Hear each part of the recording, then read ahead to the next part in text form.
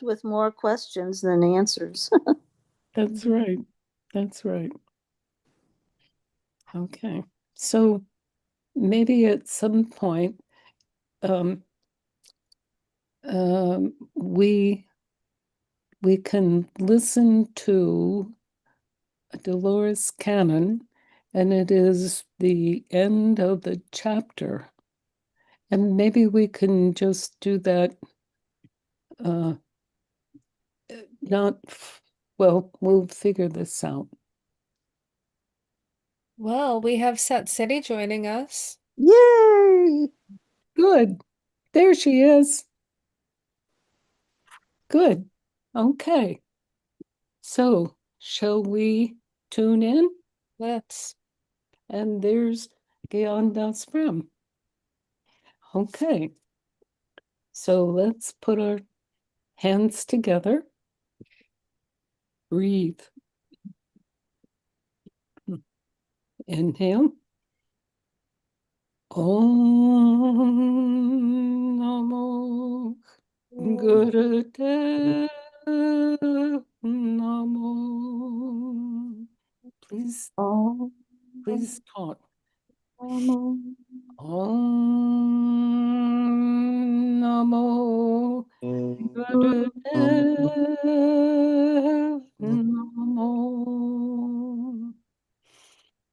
Om Namo Gurudev Namo.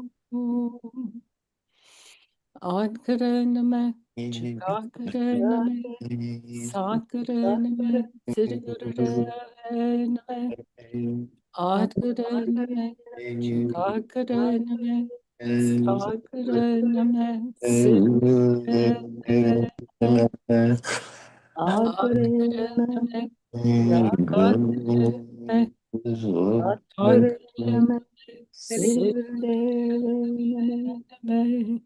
Long deep breath.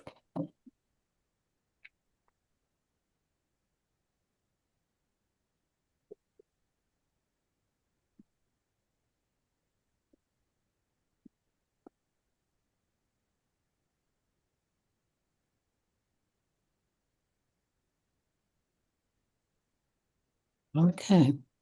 And I wanted to tell you something also from this lovely minister. I showed her in about 1 minute for the survival kit for transformation. And she tried that, and she said that immediately let go of anxiety. Isn't that wonderful? Mm. Yeah. Okay. So, shall we start?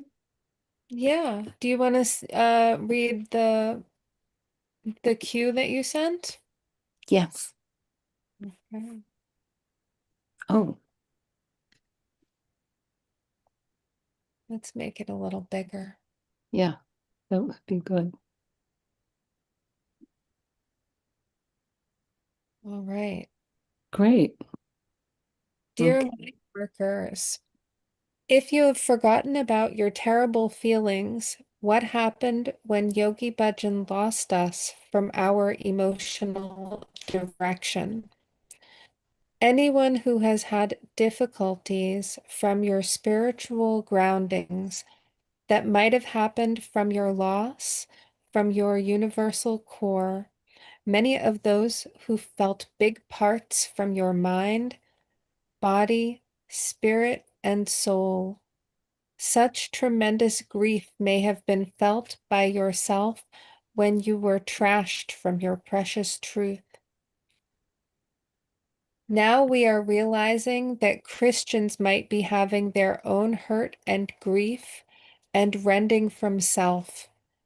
That is when the revelations will be predicted, not only by Christians, also from other strong religions who may have lost their actual truth. What they thought was their own heaven and hell, salvation, loss of creation, sins, and deep need to have acceptance from their church. Jesus not as God, but as the best teacher and healer and more. Many folks will not be able to change or transform our human consciousnesses for tremendous mind progression. This means that folks may not be able to stay with old fixed neutral brain pathways. In order to change brain neuroplasticity cannot have enough new neural pathways quickly. In other words, many people may totally lose it with absolute insanity. So please be compassionate. Kindly help others who might crash with thunder and lightning.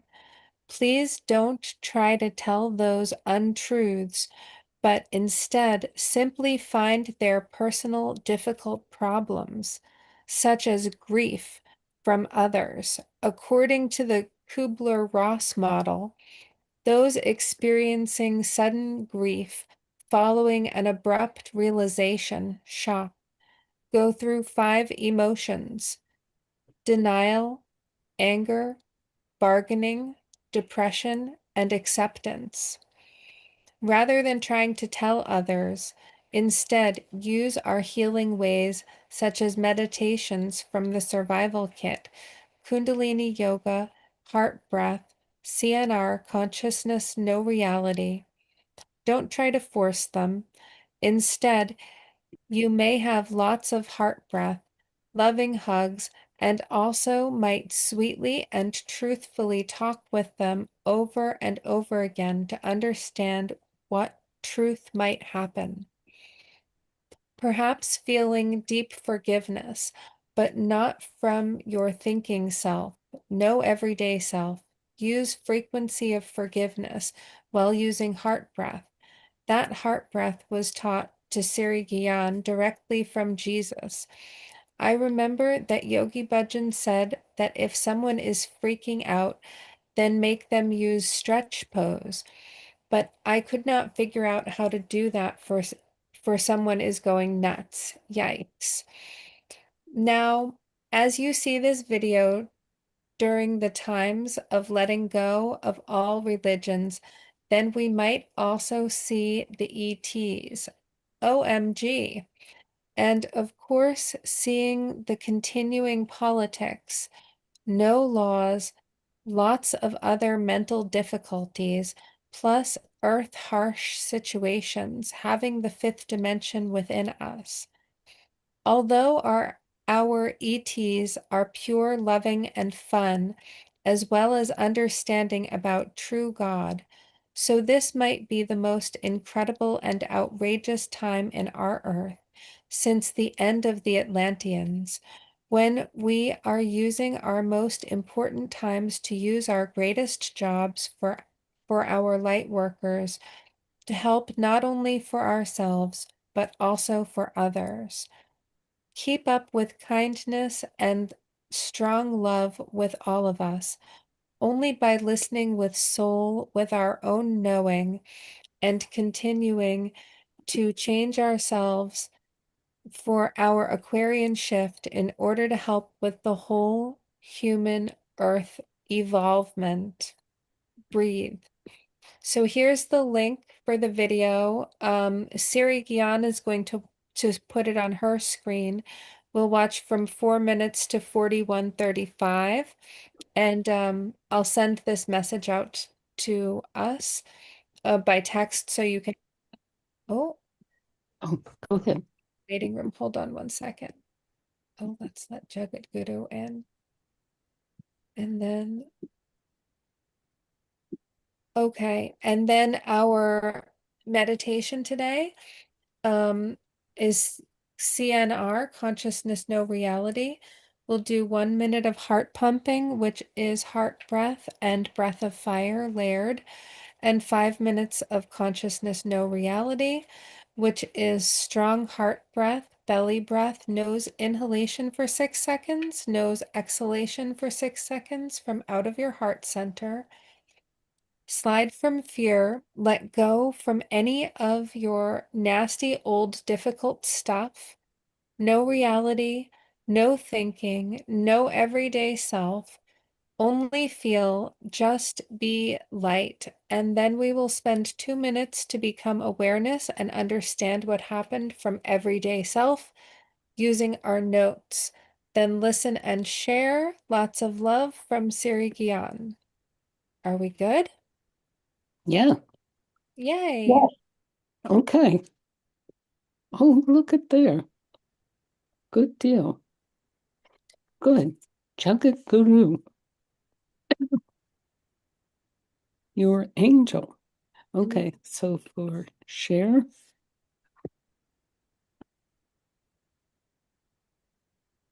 Okay. And we have Harimandir also. Oh, hi.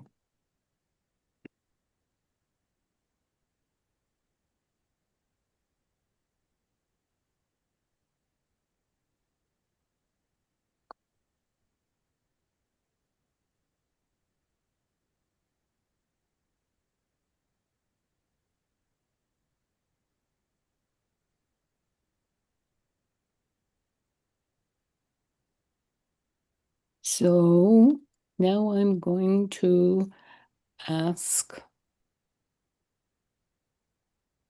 Oh, wait a minute. Let me try.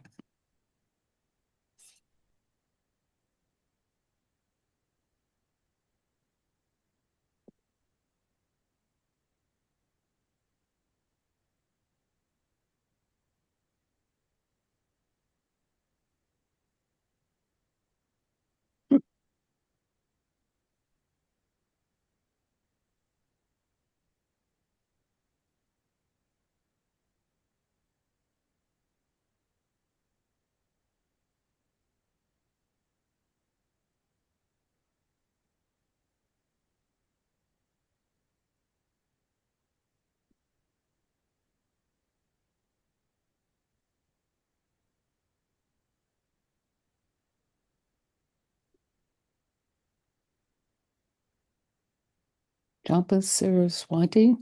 She. Yeah. Oh, There it is. Okay, we can do this. yay. Yes, this is from John. Yeah, okay. So here we go. Oh, wait a minute.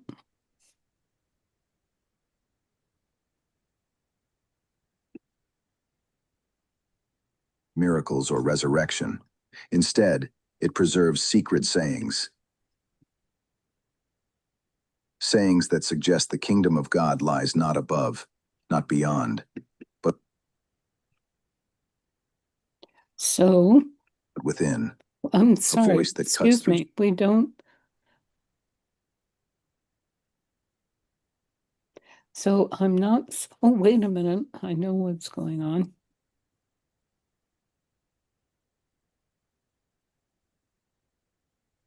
Century.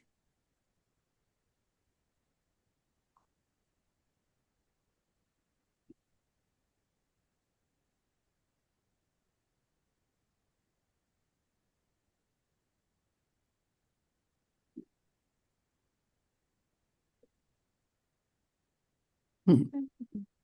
Okay. Oh,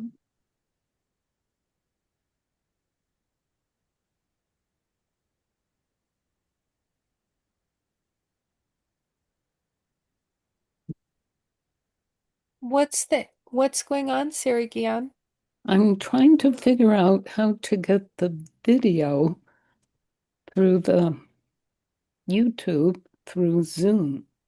You know how we I'm seeing normally it. I have was seeing it. Was everybody else seeing it? Yeah. you.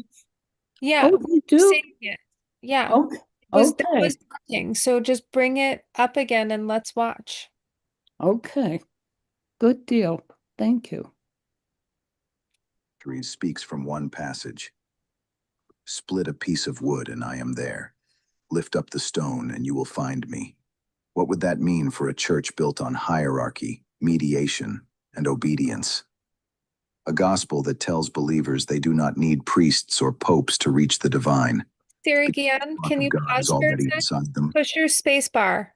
Such an idea would be revolutionary. Okay, Yes. so your cursor is over that red bar. So can you make your screen big by touching those two arrows? Yes, right there. Yes. And then start the video again with your cursor not on the screen. Just push play and we'll catch as catch can. Okay. Okay. It starts over there.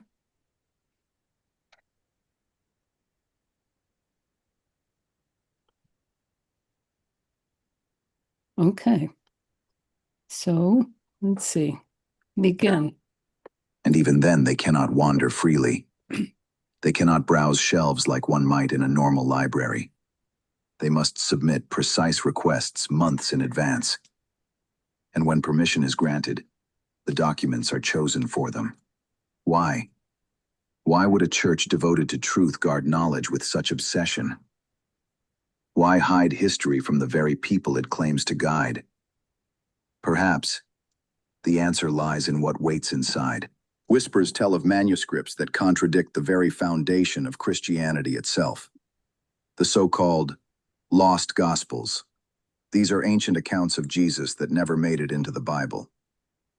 Writings discovered in deserts, monasteries, and ruins, some now locked away in the Vatican's deepest vaults. One such text is the Gospel of Thomas. Unlike the Gospels of Matthew, Mark, Luke, and John, this one does not describe miracles or resurrection.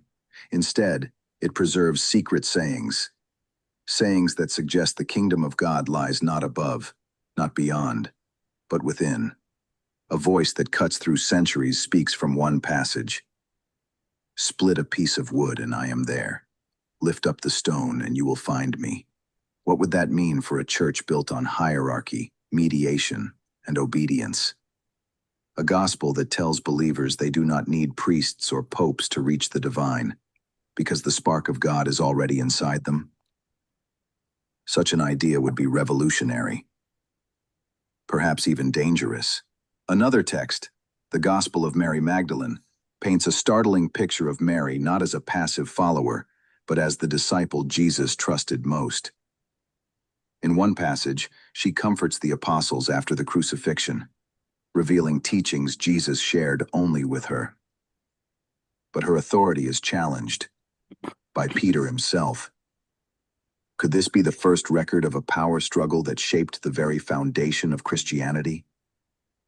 If authentic, this gospel threatens 2,000 years of patriarchal hierarchy. Then there is the Gospel of Judas. In its pages, Judas is not portrayed as the betrayer, but as the disciple who understood Jesus best. His act of betrayal, according to the text, was not treachery, but obedience, part of a cosmic plan. Imagine the implications if this version were embraced. The most hated figure in Christian tradition reframed as the most faithful. And then there are fragments, tantalizing scraps of papyrus, hints of entire writings the public has never seen. In these accounts, Jesus is portrayed not as divine savior, but as philosopher, mystic, and teacher of hidden knowledge. If such texts exist in full within the Vatican's vaults, they would not just expand Christianity's story. They would upend it. But the archives contain more than words. They are said to house relics, objects so controversial they could never be displayed in museums, coins stamped with symbols from civilizations predating Rome, ancient maps that seem to depict the world as it was before the last ice age, Antarctica shown ice-free, rivers flowing where glaciers should have been, fragments of bones attributed to saints, apostles, even martyrs of the earliest church, bones said to still carry a mysterious energy when touched in silence. And then, the stranger artifacts, whispers of the spear of destiny, the very weapon said to pierce the side of Christ at the crucifixion. Legends insist that whoever wields it holds immense power over nations. From Charlemagne to Napoleon, From Hitler to Himmler, rulers and tyrants sought it. Must be here somewhere. Was it ever hidden in the Vatican? Or does it rest there still, locked in a chamber far below the city? Other rumors speak of fragments of the Ark of the Covenant, brought to Rome after the sack of Jerusalem. Some say these fragments were buried in the catacombs beneath St. Peter's Basilica, and later moved into the sealed vaults of the archives. And then there are the whispers of scrolls saved from the Library of Alexandria, rescued before the flames consumed the greatest collection of ancient knowledge. Imagine, lost works of science, philosophy, and astronomy, knowledge that could have changed the course of human history, resting quietly in Rome, unread for centuries. And then, the darkest claims. Artifacts of unknown origin, objects that seem not of this world, strange metals that do not corrode, relics that hum faintly when exposed to air, devices whose purpose we cannot understand, but which appear designed by intelligence far older or far greater than our own. Imagine holding an artifact, thousands of years old, built with technology we cannot replicate today. Imagine the questions it would raise. Imagine the panic it might spark. Among the most infamous episodes preserved in the archives is the trial of Galileo Galilei, the man who dared to suggest that Earth revolved around the sun, that the heavens did not circle us, but that we circled them. For this defiance, Galileo was tried, silenced, condemned to house arrest for the rest of his life, his words chained, his discoveries buried. The Vatican still holds his trial records, locked in its vaults. 4 centuries later, they remain a chilling reminder of how knowledge was controlled and how dissent was punished. But Galileo was not alone. Giordano Bruno, philosopher, astronomer, and mystic, went further still. He suggested that the stars were other suns, surrounded by planets, perhaps even inhabited. For this, he was dragged before the Inquisition, tortured, condemned, and finally burned alive in Rome's Campo dei Fiori. 2 men, 2 voices, 2 visions of a universe far larger than dogma allowed. Both silenced, one imprisoned, one executed. How many others were silenced? How many truths were smothered in the name of faith, erased not only from history but from memory? Because the Vatican has never been only about religion. Its archives are filled with political intrigue, letters and agreements made with emperors, monarchs, generals, and secret societies. In the Middle Ages, popes crowned kings and toppled thrones. In the Renaissance, Vatican bankers financed wars, treaties, and expeditions. And in the modern age, the Church struck deals with intelligence agencies on both sides of the Cold War. Each alliance, each betrayal, each compromise in the name of power, recorded in ink, hidden in shelves, sealed with wax. What secrets lie in those files? Letters exchanged in shadow, deals made in silence, alliances forged not in the open, but behind closed doors. How much of world history was quietly written, not in royal courts or parliamentary halls, but in hidden chambers beneath Rome? The archives do not only house whispers of the past. They are said to contain warnings of the future. Some claim that locked away in the vaults are prophecies too dangerous to reveal. Letters written by saints and mystics, detailing visions of wars, plagues, and celestial events. One such text, the so-called Third Secret of Fatima, has haunted the Church for decades. In 1917, 3 shepherd children in Portugal reported visions of the Virgin Mary. She gave them 3 secrets. The first 2 were later revealed: a vision of hell and a prophecy of World War II. But the third, that remained hidden. For decades, popes refused to disclose it, fueling speculation. Some believed it foretold nuclear war. Others thought it warned of the Church's collapse. In the year 2000, the Vatican released what it claimed was the secret: a vision of a bishop dressed in white being gunned down, a scene interpreted as the assassination attempt on Pope John Paul II in 1981. But many believe this was only a fragment, that the true secret, still locked away, speaks of a global catastrophe, oceans rising, cities falling, fire raining from the skies. Why withhold such knowledge? Would it cause panic? Or is it because the Church itself plays a role in what is yet to come? But Fatima is not alone. There are whispers of the prophecy of the popes, attributed to Saint Malachy in the 12th century. He supposedly foresaw the reign of every pope from his time until the end of days, culminating in a final pope who would preside over the destruction of Rome and the judgment of the world. The Church dismisses the prophecy as apocryphal. Yet copies of it circulate, preserved in monasteries, referenced in secret. If fragments of Malachy's vision are locked in the archives, what else might they reveal? A timeline of doom? A coded roadmap to the end of civilization? And there are letters from other mystics, Saint Hildegard, Padre Pio, Sister Lucia, all claiming visions of fire in the skies, floods engulfing cities, nations rising and falling in chaos. Each vision a puzzle piece, each fragment sealed away. Why? Perhaps because if the world knew the full extent of these prophecies, society itself might unravel. History shows us again and again that knowledge is power, and the Vatican has wielded that power with precision for centuries. When the Crusaders marched east, the Pope's blessing gave them divine authority. When explorers crossed oceans, papal decrees divided continents between empires. When science threatened to eclipse theology, the Church silenced its challengers. Each time decisions were recorded, letters written, documents stored, and all of it still locked away. How many secrets lie in those shelves?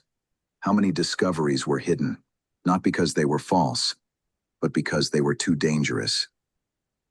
And then, there are the whispers of contact. Some claim the archives contain testimonies that speak of encounters with beings not of this earth, that early popes received visions, not divine revelations, but meetings with intelligences beyond humanity, that strange lights, objects, and visitors were documented centuries before the word UFO was ever spoken. One case stands out. In 1561, residents of Nuremberg described a battle in the heavens, spheres, crosses, and discs clashing above the city before falling to earth in smoke and fire. The event was recorded in woodcuts, witnessed by hundreds. Could such reports be preserved in the Vatican's vaults? And if so, what else is hidden? Do the archives contain evidence that humanity has been visited, guided, or perhaps manipulated by forces far beyond our understanding? And the rumors deepen still further. Some say the Vatican was aware of the Roswell crash in 1947, briefed by American intelligence, perhaps even given fragments of wreckage. Others claim Pope Pius XII created a secret commission to study UFO encounters, decades before governments admitted their reality. Are such files stored in the archives, sealed away under classified orders that will never expire? If so, the Vatican may know more about the stars above and what has come from them. The deeper one looks, the darker the rumors become. Some claim the Vatican has hidden not only documents and relics, but also evidence of corruption at the highest levels. Secret trials, cover-ups of scandals, letters detailing assassinations ordered in silence. There are whispers of files describing infiltration of governments, manipulation of banks, even control of intelligence agencies. If true, it would mean the Church's influence extends far beyond altars and pulpits. It would mean a hidden hand has shaped world events from behind the veil of holiness. And yet, through it all, the Vatican remains silent. Silence, after all, is its strongest language. From the outside, we may never know the full truth. For every scholar granted a glimpse into the archives, thousands of questions remain unanswered. What manuscripts remain locked away forever? What relics will never see daylight? What voices were silenced so that only one story could be told? But the archives cannot remain sealed forever. Already fragments have slipped through the cracks. Documents declassified after centuries. Letters smuggled out by daring researchers. Testimonies whispered on deathbeds. Each time, they reveal a pattern. A history of control, a legacy of secrecy, a vault of power. Consider again the suppressed Gospels. Each one offers an alternative vision of Christianity, where salvation is not granted by institutions, but discovered within the soul. Imagine the implications if these were taught openly. Billions of believers encouraged to look inward instead of upward, to trust in their own divine spark instead of clerical hierarchy. The structure of Christianity as we know it would tremble. The very pillars of Rome would quake. Or consider the relics. The spear of destiny, said to bring victory to whoever wields it. The Ark of the Covenant, a vessel of raw divine power. Scrolls smuggled from Alexandria, preserving lost sciences. Artifacts of unknown origin, shimmering in the dark. If even one of these objects were revealed, the world would change overnight. Museums would be stormed, laboratories mobilized, militaries deployed, and the Vatican, keeper of secrets for centuries, would lose its monopoly on power. Think of Galileo. His crime was not error, it was truth, spoken too soon. A truth that threatened the Church's authority over the cosmos. His punishment stands as a warning. Knowledge is dangerous when it undermines control. Think of Bruno. His vision was too vast, his imagination too free. He dared to suggest we are not alone in the universe, and for this, he was burned alive. How many Galileos, how many Brunos, lie buried in forgotten manuscripts? How many revelations were destroyed or hidden before they could ignite change? And then there are the prophecies. The third secret of Fatima remains the most infamous. Was it merely a vision of papal assassination, as the Vatican claims? Or does it foretell a global catastrophe, an apocalyptic event too terrifying to reveal? And what of the other letters, the other visions, tucked away in sealed envelopes marked non apparire, do not open? Do they predict the fall of nations, the rise of new empires, the arrival of beings not of this earth? Why else seal them for centuries? Why else bury them beneath marble in silence? And then finally, the whispers of contact. Imagine opening a drawer in the archives and finding a letter from a medieval monk describing glowing discs that hovered over his monastery.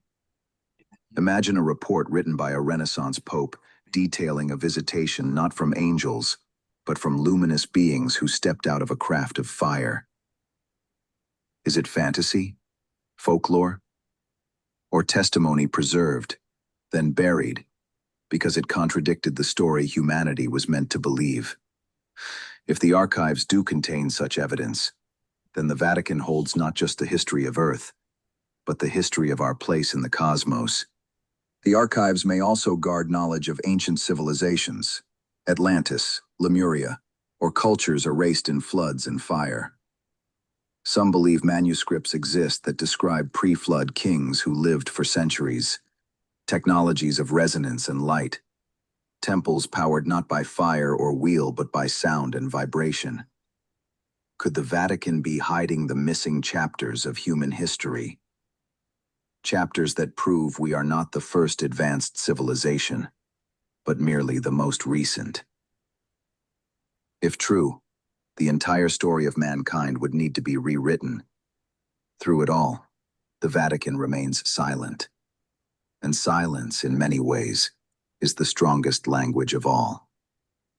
For silence does not deny, Silence conceals. It does not erase the truth, it merely postpones it. The questions are buried with the body. I learned, hour by hour, to hear the grammar of what is missing. A citation that points to a shelf no one can request. A letter that quotes a gospel you have never seen, then calls it a rumor, as if the ink itself were embarrassed. An index where certain letters are too clean, as if hands have learned to hover. I learned that absence has fingerprints. One priest, whose name I will not say because names cost the living too much, swore under oath that he handled a gospel in which Jesus did not confer sovereignty to an institution, but awakened sovereignty in a person. Find the divine not above you, but within you. Such a line is either dangerous or liberating. Sometimes they are the same. He was reassigned, then disappeared into a monastery whose postal code answers no letters. His notes did not return to his room. His students learned to study safer topics. Another scholar, a Jesuit with a spine that had already survived 3 political storms, described scrolls locked in a room you enter only if the church wants you to enter. Their ink braided Bethlehem to Babylon, Sinai to the star fields above Egypt.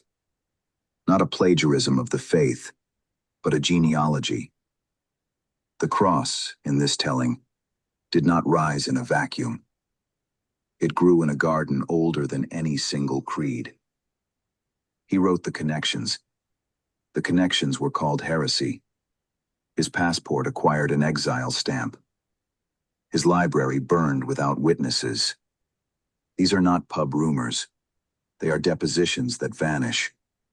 They are affidavits without archives. They are the kind of memory a civilization develops when it is learned that paper can be confiscated, but whispers can travel through time. The machinery does not only grind ideas, it grinds numbers. Open the ledgers when you can find them, and you hear choir music in another key. Accounts that multiply in darkness. Accounts that confess to banks no nation can subpoena. Accounts that buy newspapers in silence, votes in absolution. In the 20th century, the Vatican bank sang this song loudly enough for the deaf to dance. Cash routed through friendly hands into unfriendly wars, suitcases passing through airports with diplomatic immunity, like traveling tabernacles for money. A banker is found beneath a bridge. A financier drinks a coffee that was not meant for living mouths. A file evaporates even as the press conference announces reform. The statement is always the same shape. We are shocked. We are saddened. We are guarding the faithful from scandal. The faithful, meanwhile, learn to read the page by its missing paragraphs. What the church calls scandal, it treats as if it were mold. Keep the light off and control the humidity. Confess enough to retain credibility. Deny enough to retain control. Then wait. People age. Headlines starve. History forgives what it is not allowed to remember. Politics is not a contaminant here. It is a sacrament of another kind. There are treaties whose signatures were dried with breath held between clenched teeth. Concordats inked behind closed doors while citizens slept through a future arranged without them.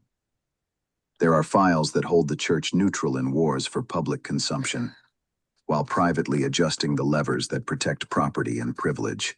Scholars have asked for those files for decades.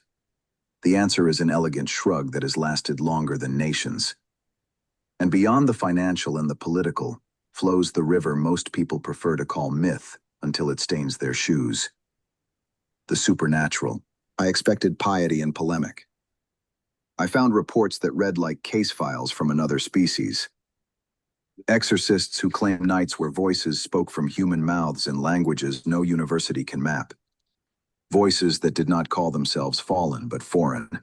Travelers is the term that reappears. A word that refuses to choose between heaven and an elsewhere we do not have instruments to measure. The church approves a few of these accounts, slices dates for calendars, and buries the rest in drawers where the air smells of old resin and iron. Missionaries wrote home from jungles and deserts about figures that stepped out of the corner of the eye and stood too still to be human. Neither man nor beast, neither angel nor demon. One letter says in a script that hurries as if pursued. The report was filed, then sealed. If nonsense, why preserve it? If harmless, why hide it? Unless it is neither. The Marian apparitions are the Church's great court dramas, and each case tells you who holds the gavel.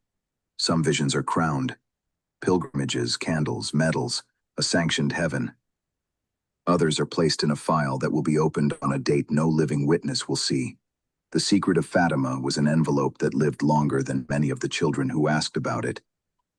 The text finally shown to the world read like a weather report compared to the thunder some theologians remember.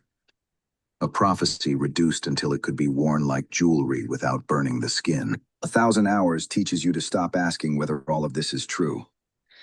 The better question is, why do they keep what they condemn? If a vision is madness, why seal it? If a ritual is pagan residue, why copy it by hand? If a death is an accident, why make the accident so theatrical? Because everything in these walls is currency. Because knowledge, even knowledge you accuse of lying, can be traded, leveraged, used to buy compliance or to cauterize dissent. Because to throw something away is to surrender control over it. The machine is fed by silence, and silence has payroll. A priest who is too thorough with arithmetic learns the weight of stairs. A nun whose visions were too specific is relocated to a house where corridors do not meet anyone's eyes. A journalist whose filing cabinet began to resemble a map of Rome's veins earns the river's embrace. These are parables, I am told. They are also statistics. I walked the city until my shoes remembered every stone between the Ponte Vittorio Emanuele and the obelisk that watches an endless ceremony of tourists. I spoke to men who had carried boxes without opening them, and to women who had seen envelopes crossed with red wax, and a date that could be mistaken for a century. I learned the paradox every archivist carries like a litany. To protect is to hide. To preserve is to prevent. I learned that the Church believes in triage for truth. What the faithful can bear becomes what the faithful are allowed to know.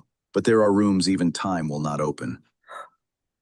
I traced, as far as an outsider can trace, the edges of collections whose titles are not printed on any guide. Eschatological materials.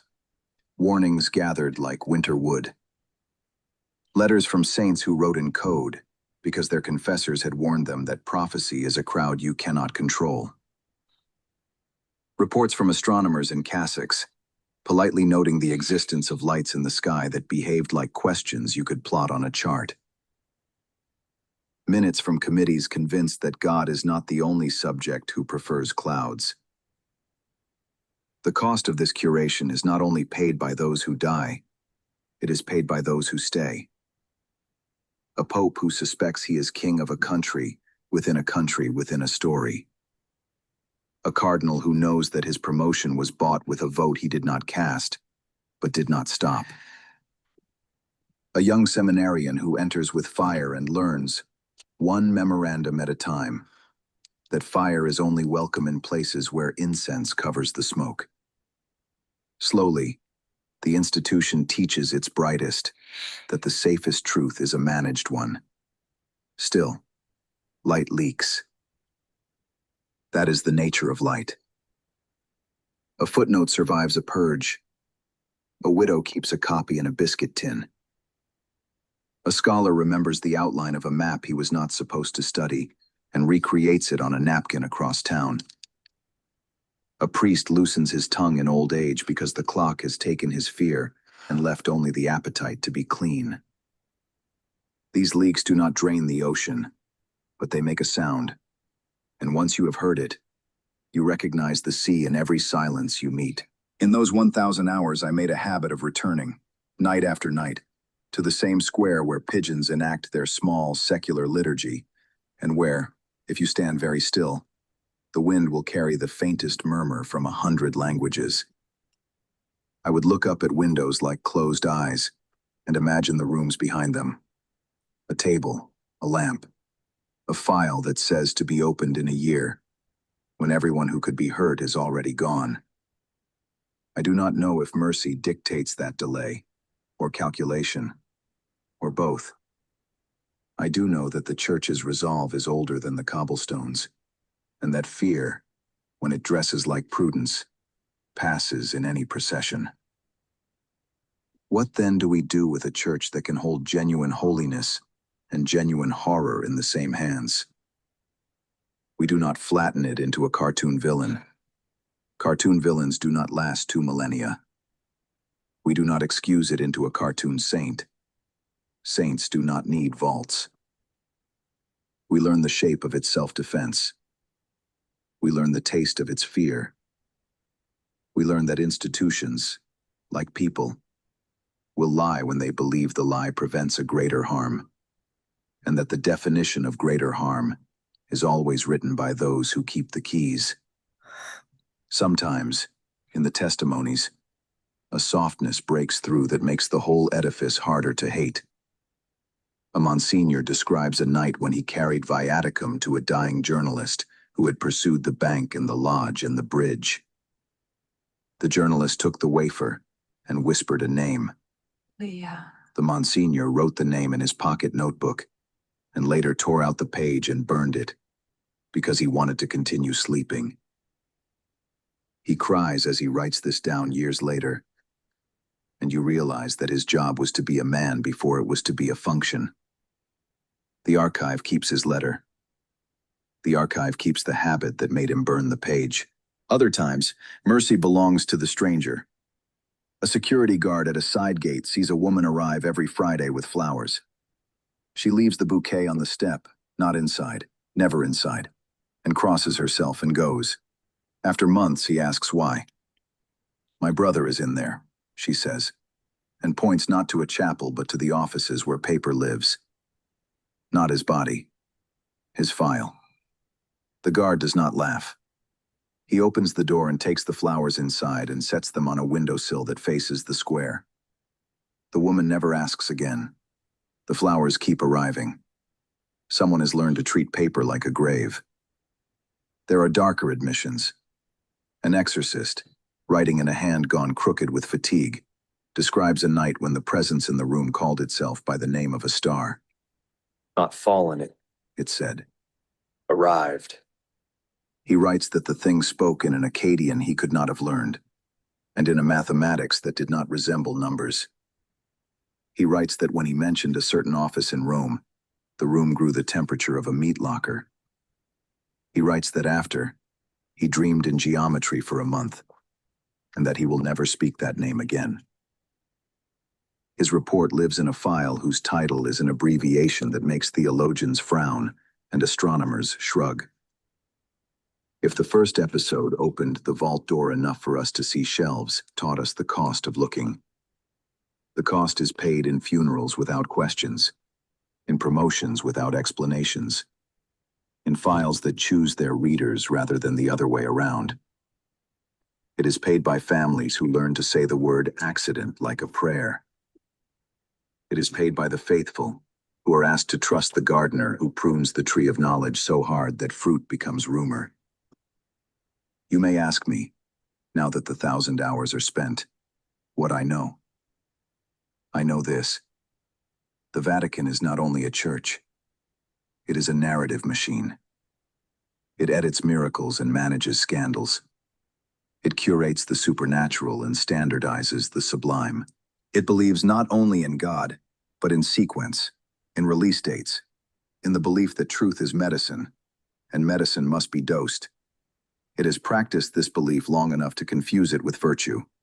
And still, the reason any of this matters is not because a city-state keeps secrets. All states do. It matters because this particular state tells the world what is ultimate.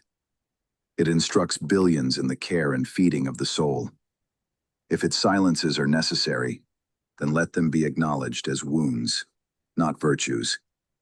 If its silences are self-defense, then let them be confessed. If its silences are crimes, then let the door be opened, and the air be changed, and the light be allowed to interrogate the dust. Some nights, the bell that marks the hour sounds like a question mark. Tonight, it sounds like a sentence that ends with a hard stop. In a room you and I will never see, a file is returned to its slot. The clerk notes the time, initials the ledger, and reaches to extinguish the lamp. But before flame becomes smoke, something small and human stirs. The hesitation that belongs to every person who has ever wondered whether the rules they obey are the same rules they would write. The hesitation passes. The light goes out. The corridor keeps its secrets. Outside, on the cobblestones, a woman lights a candle. Another person joins her, then another. None of them know which shelf holds the page that would change their understanding of the world. They only know that tonight, they prefer light that does not ask permission. The flame tilts, steadies, and throws enough warmth to make waiting feel like action. We will go back.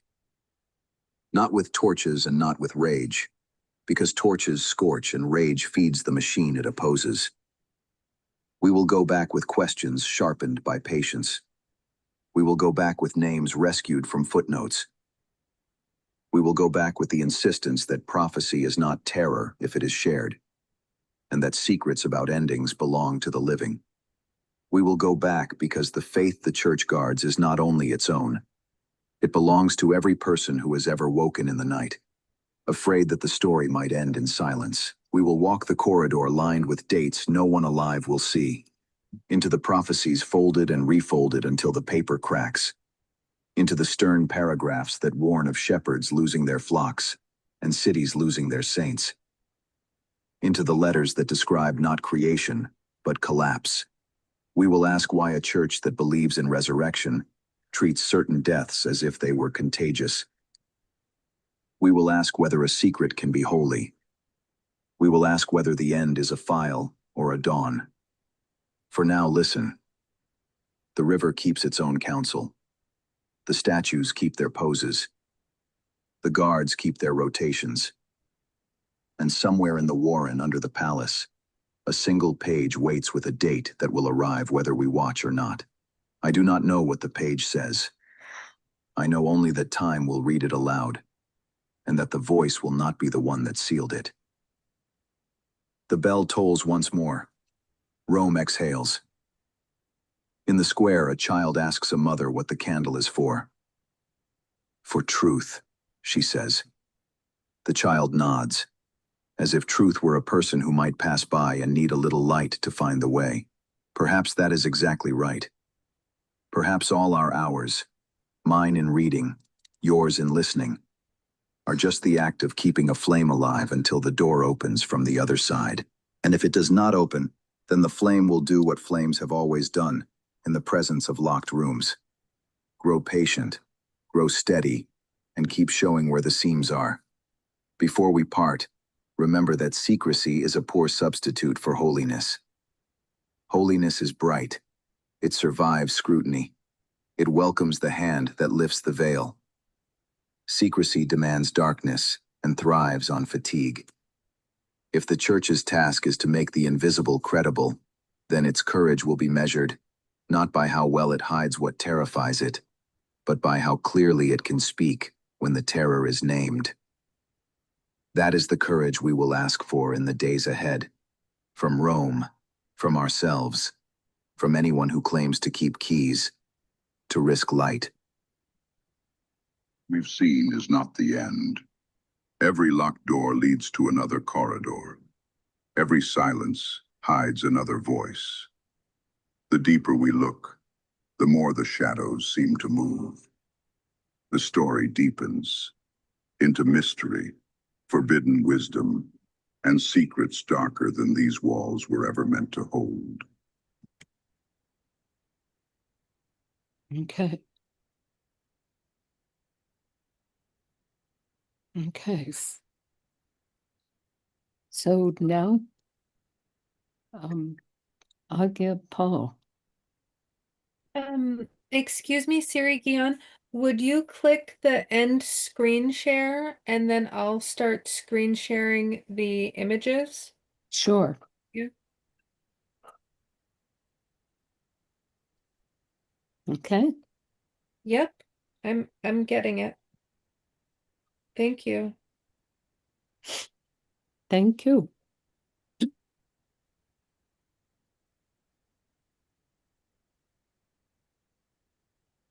So this was pretty heavy, and if I or we could have just 2 minutes to do heart breath, I would really appreciate it. Of course. Okay.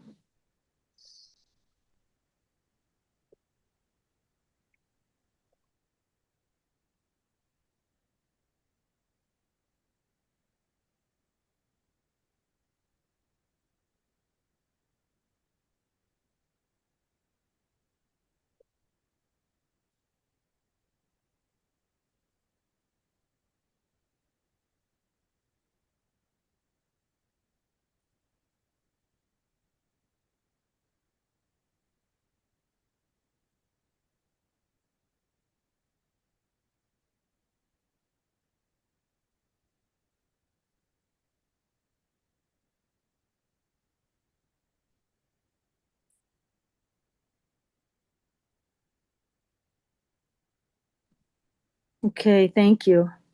Yeah, light leaks, and it's leaking into my consciousness now like wildfire.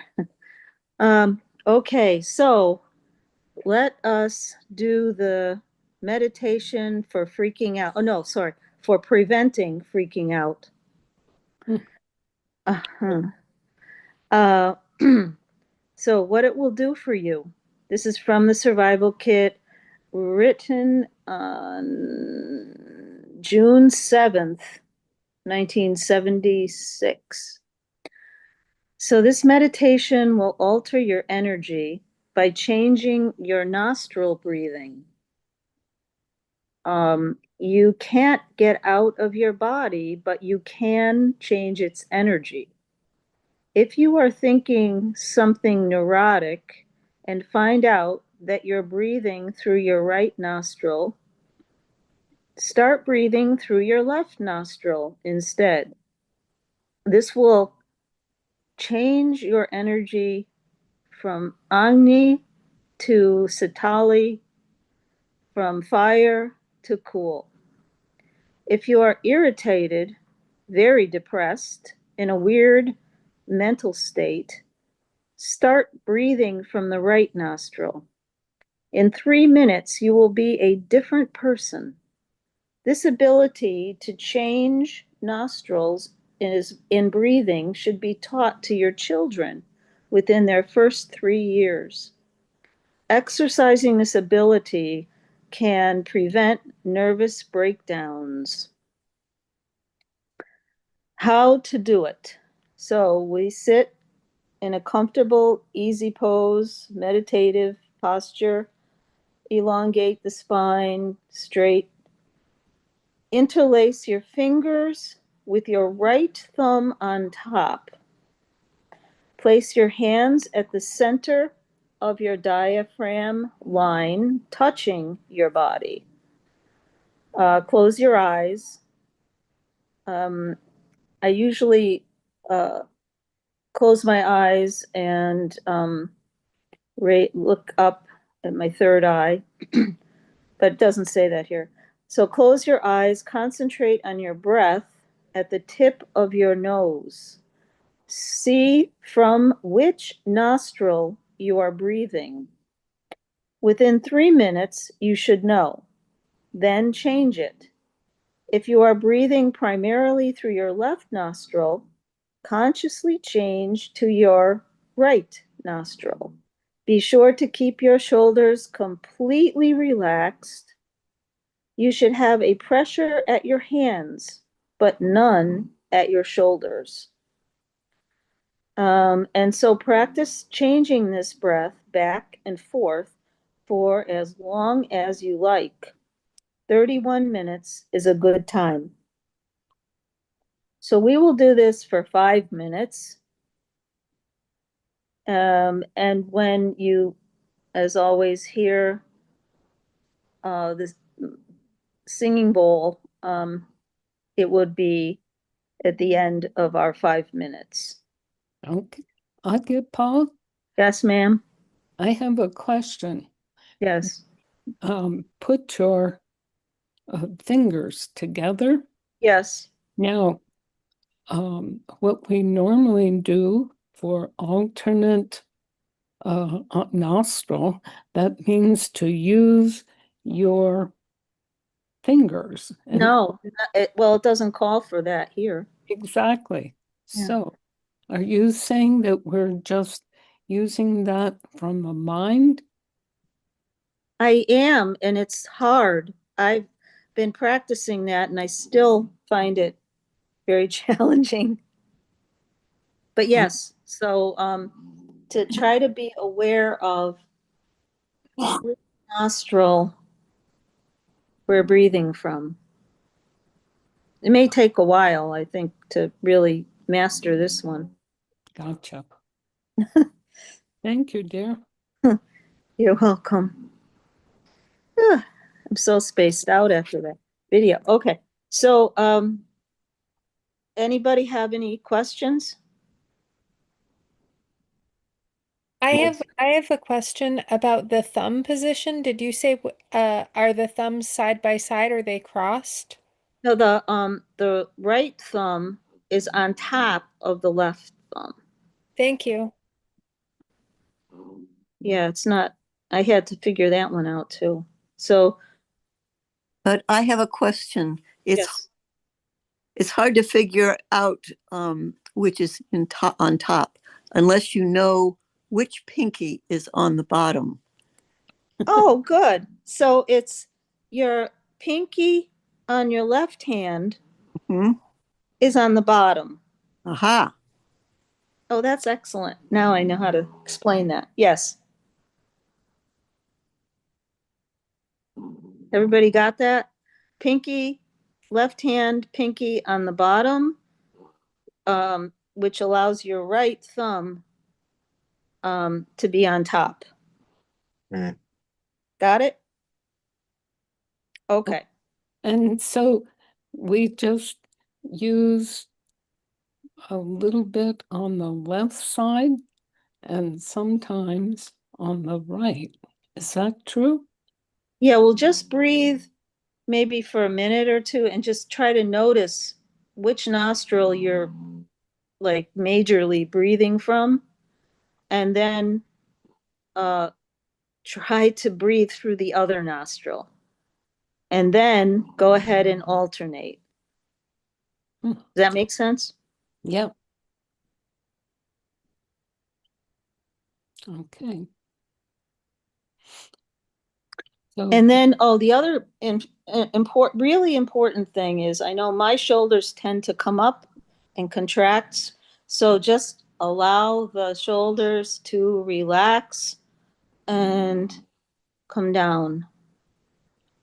But the hands are touching the diaphragm, and you'll feel, you, you should feel the pressure holding your hands.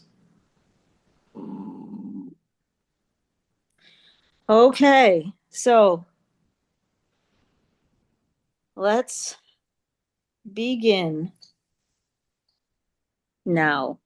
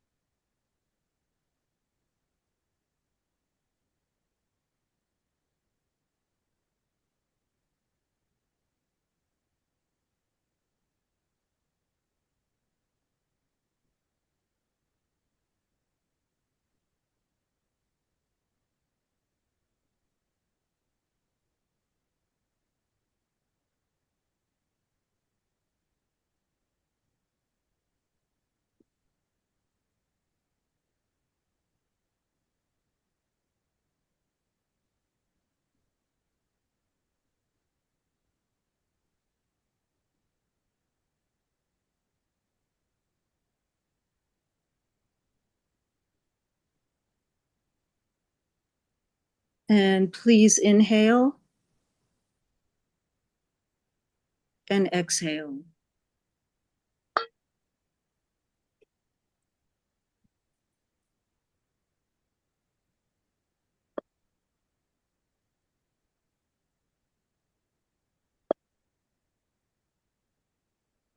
And now begin CNR. 5 minutes. Thank you. Oh, wait a minute. 2 minutes. Starting with 2 minutes with heart breath, heart jumping, and begin.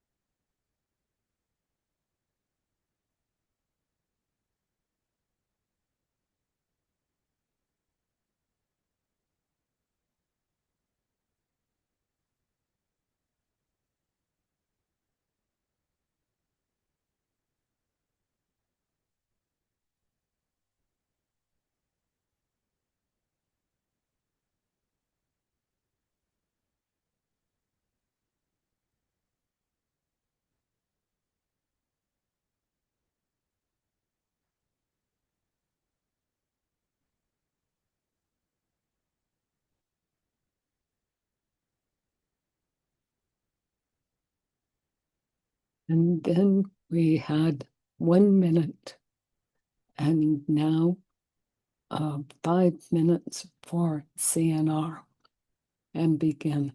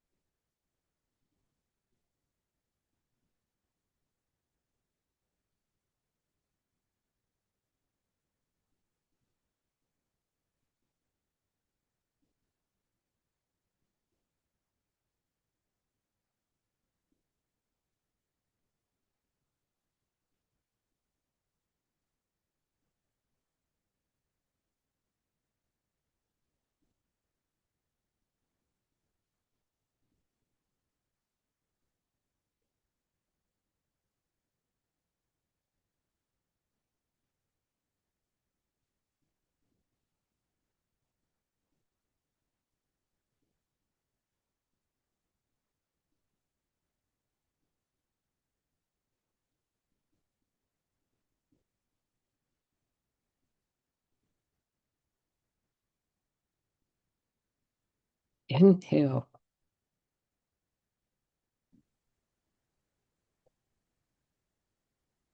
And exhale. And now listening for your notes.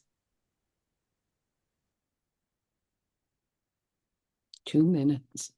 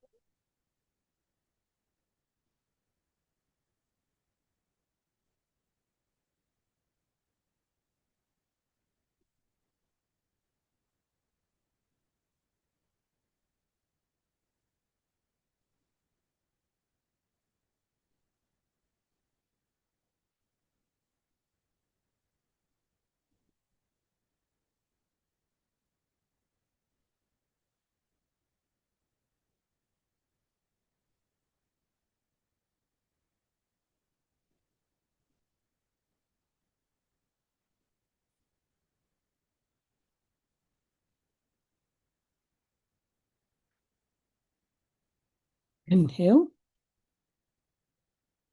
Exhale.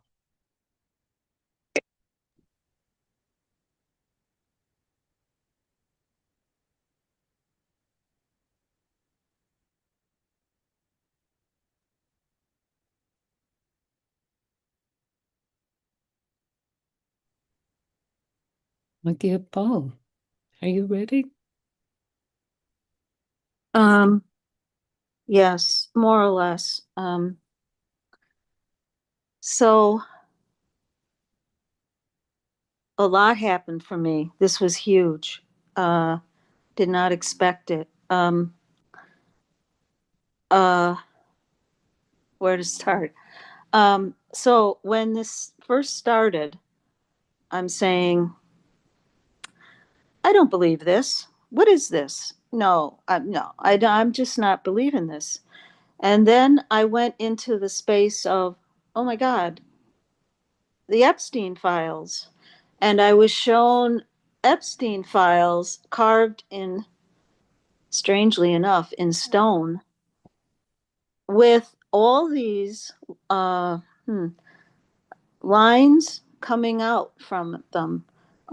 Um, sort of like rays of light, but not really, connecting to my lineage, my ancestry, our human being ancestry, and that these files have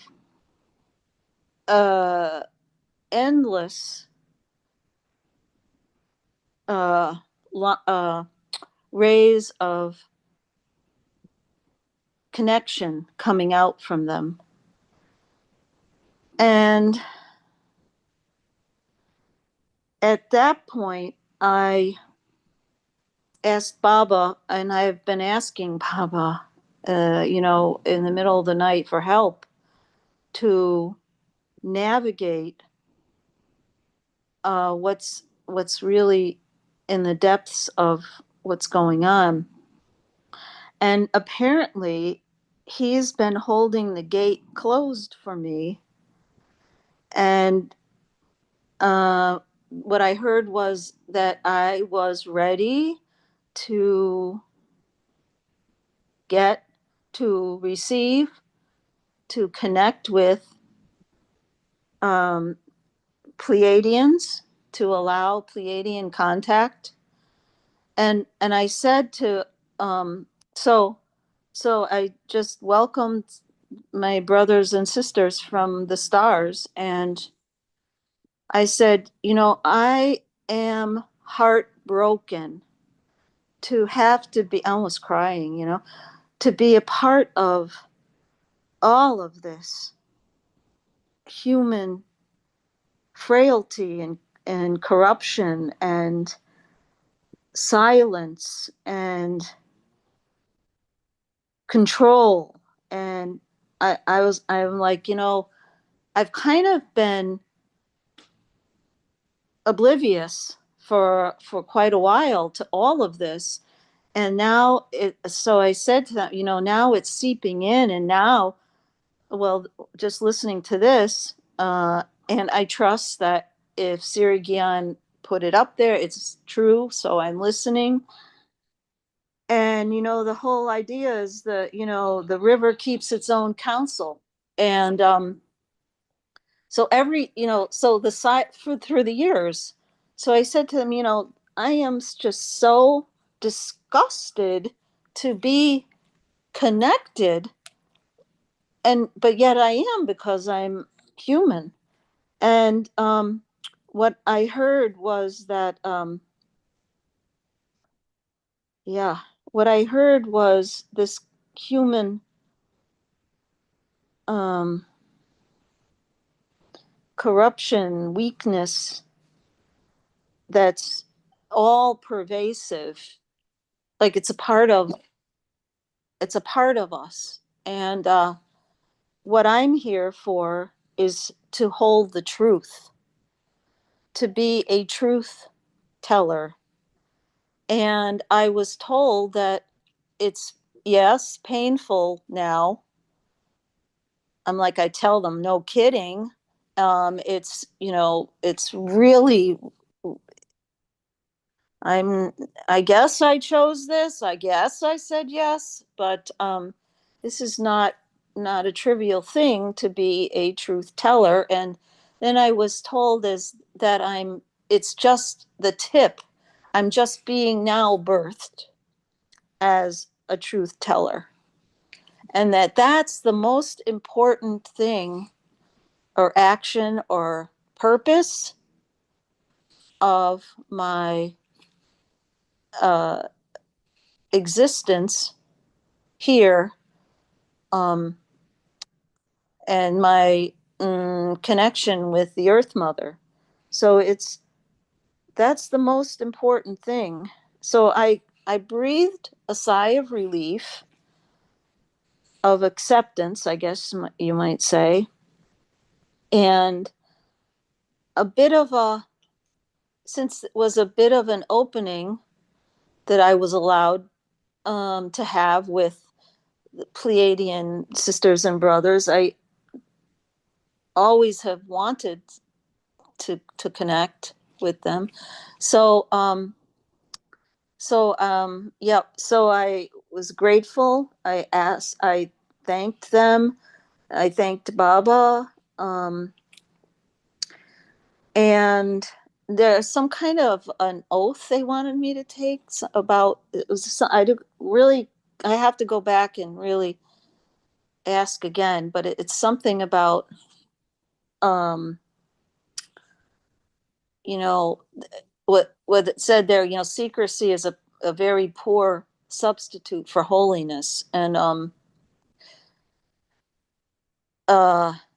so it was an oath to not ever hold secrets.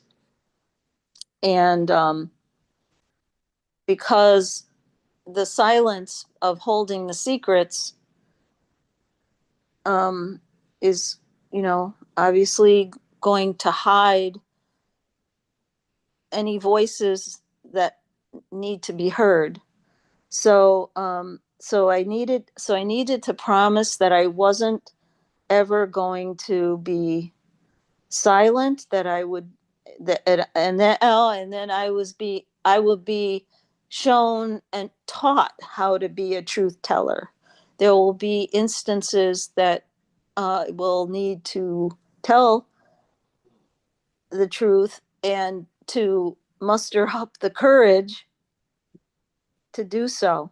And and so when that happens, um, uh, more prophecies may come to me, and that will come out. As they said in this video, prophecy is a crowd you can't contain, and so I guess I'll just end by saying that to I need to be open to receive, and to then tell and share the truth. At whatever, I hate to say this, at whatever cost. Thank you for listening, and that's it for now. Okay. Can I ask one thing? Yes, ma'am. Can you tell you, or from Baba Siddhi-chan, about your oath? Yeah. Well, it's that was from the Pleiadians, but also Baba. Baba is witness to all of this, and so the oath is a promise to tell the truth and to never hold secrets. And it's not, it had not, that's what I can do. And it wasn't something like I promised to uncover the secrets, et cetera, because I was told that's not my job, but that remembering that light leaks. So the oath that I am taking as I am birthed as a truth teller is that I will tell the truth as it comes to me, as I am open to it, and without and never, to the best of my ability, hold any secrets. I don't know if that makes any sense, but no. Okay, so I want to ask you another thing. Does that mean that you should go and tell people what's happening with Christianity? Or are you just needing it in certain times? I think you're a little bit ahead of me right now because I'm not sure what this means. I think if I'm guided, okay. So Pleiadian sisters and brothers are in, I guess I've made contact with them. So it's a matter of tuning in always to Baba and my celestial sisters and brothers before saying anything, before telling. So maybe telling isn't quite the right, it's like being the truth. And if so I'm allowing myself to be guided, like a lighthouse kind of thing, where I represent, perhaps is a better word, to the best of my ability, the truth.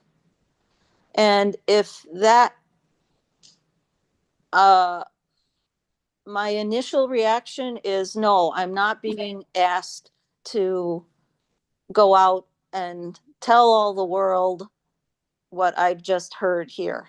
No.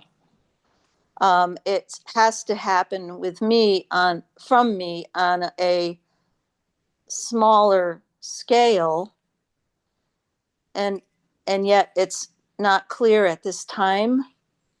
I've just said okay to this, but so it's not clear at this time. And also to always, I'm hearing, always seeking the counsel of Baba and Pleiadians. The benevolence of the divine is always needing to be consulted, because some people cannot. I mean, it has to be for the good of, if people aren't ready to hear what I mean, so I need to have guidance as far as, okay, go ahead, or okay, no, not ready, not ready. So those are things that I think I'm going to be growing into as this birthing progresses. Mm-hmm. Okay. Wonderful. Thank you so much. Wow. Thank you. Yeah.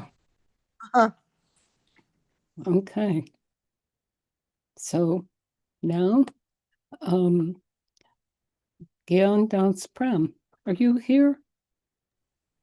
Satnam. Oh, there you are. Okay. Okay, there was it was some heavy information at first. I guess it's a little personal for me too. Having different copies of the book around to pick up and read, which I just call it the Book of Stories. And yes, so for me it's been Enoch lately. And then there are other lost books, right?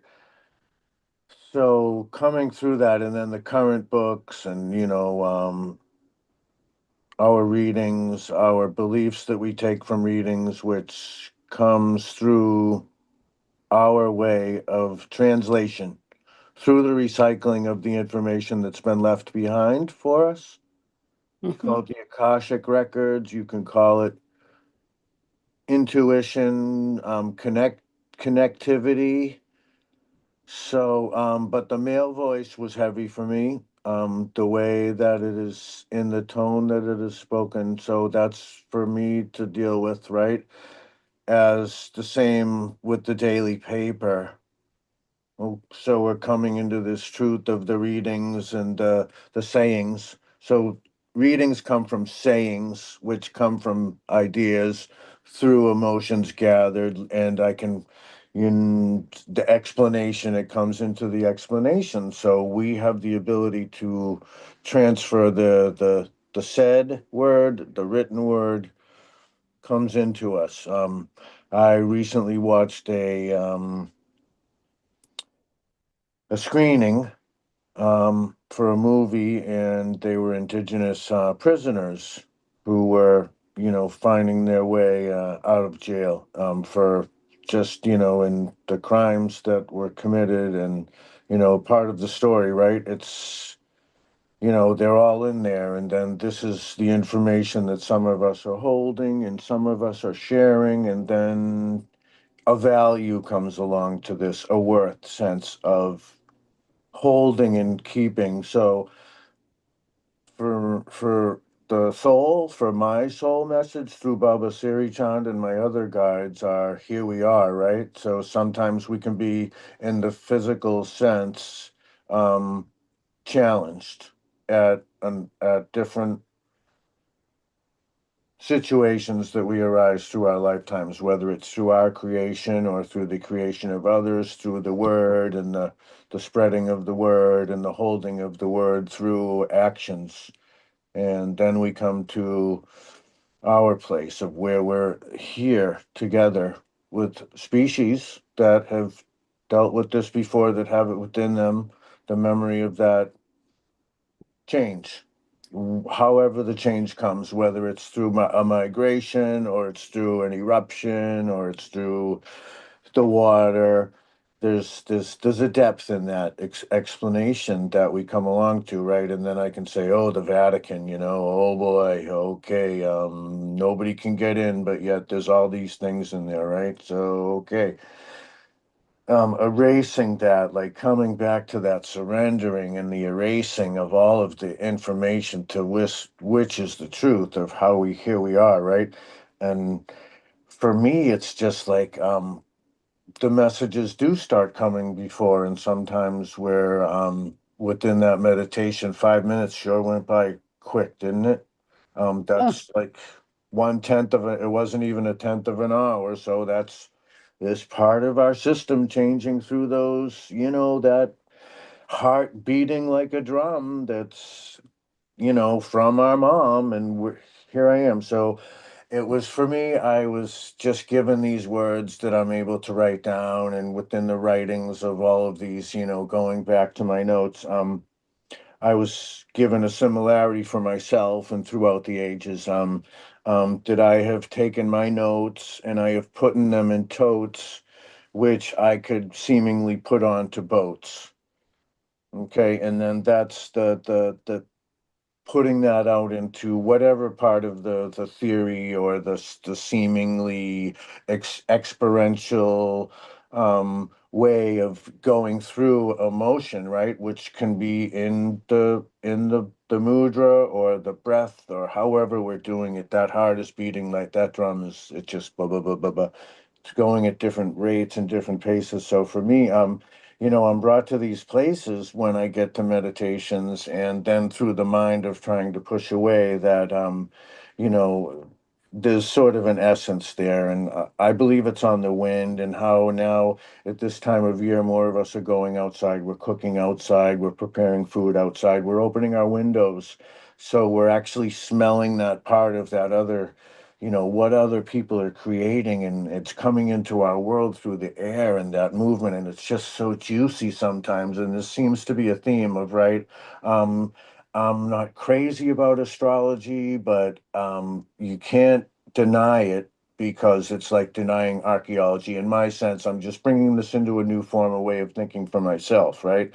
We've had two full moons this month. Planets are moving in different ways, so now we're experiencing these waves of motions between our planet and these orbits and all this other stuff. So it's asking me to taste the wind. Just taste that. If you're smelling it, you're also tasting it. So we're sort of seeing that essence when we're within our prayer, that our audiences, our clairness is coming awake through our different senses.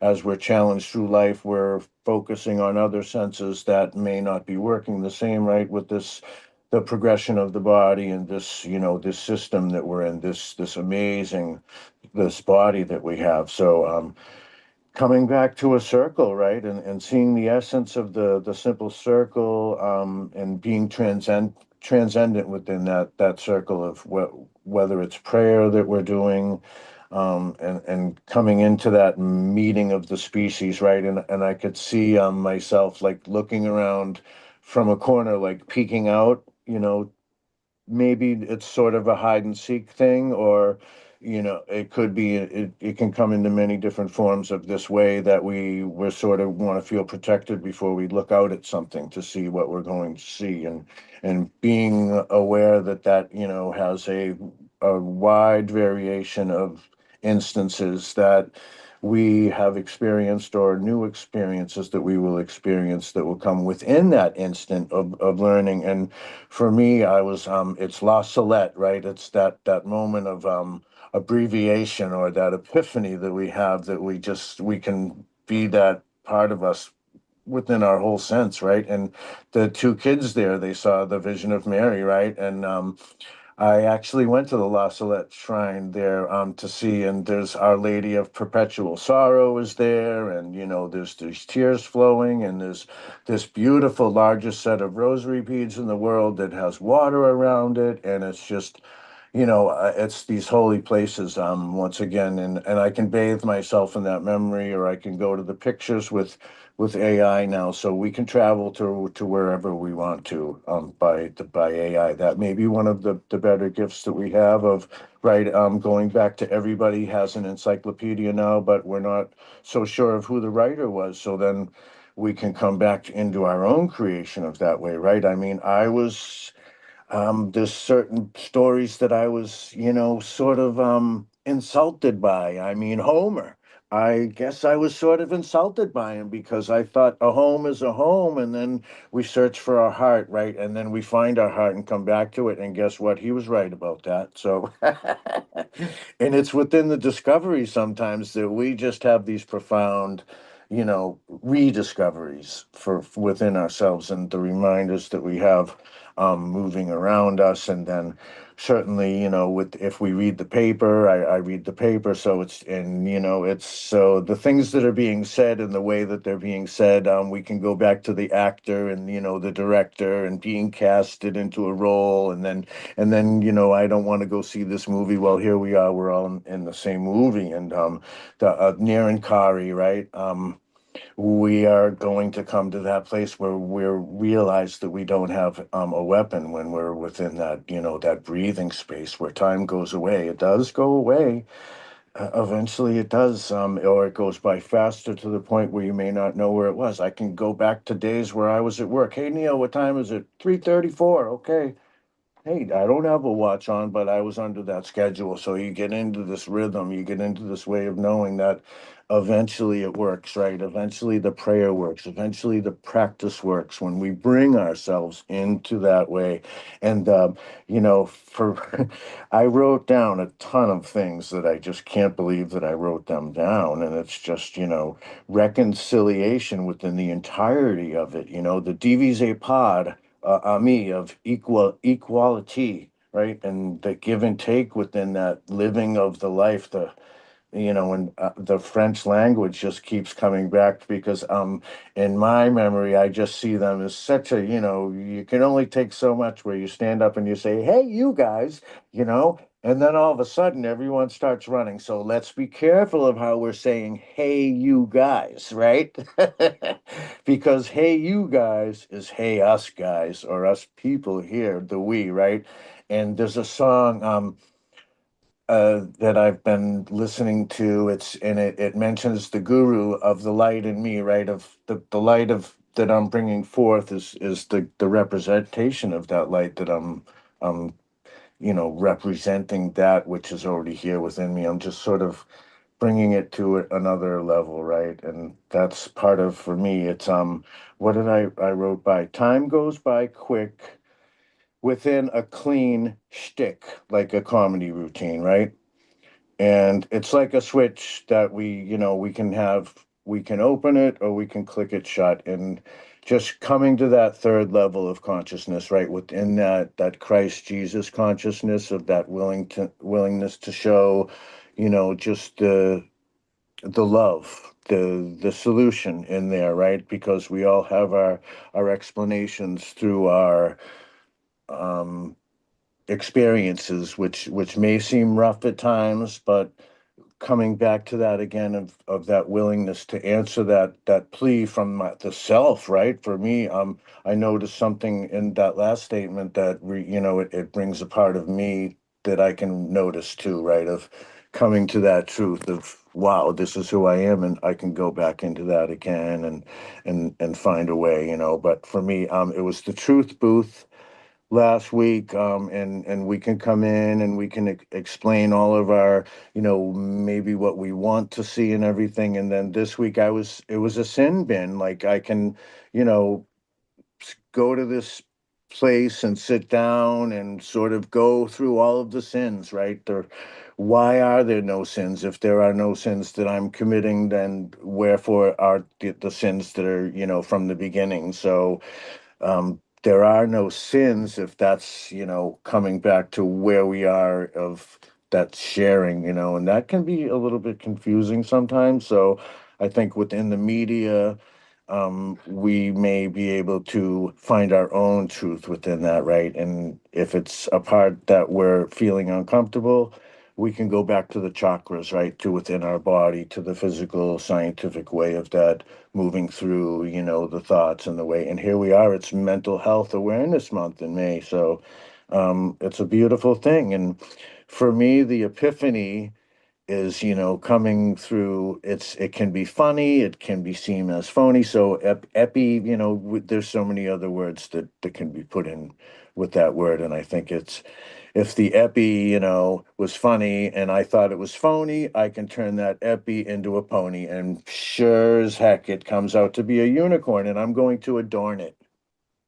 in that way. And that's okay to have, even if it seems like a false idol, it's something that I'm creating like clay, and then we can use that, for on into our way. Like if it's a thing to hold water in, then that's can be okay, right? And there are our hands right away when we put them out and put them together, we can hold water within that. So that's, I guess, what I'm going to do today is maybe try to carry that water outside and maybe drink out of my hands or something. I'm going to look into that. And thank you just so much of that, this way of being that we're sharing in this circle, and putting that vibration for that truth and freedom. And the Nirankari was just so beautiful of that, and ways. So when we're sitting there, we become faceless, right? We become part of all of this, and sort of that goes away in ordering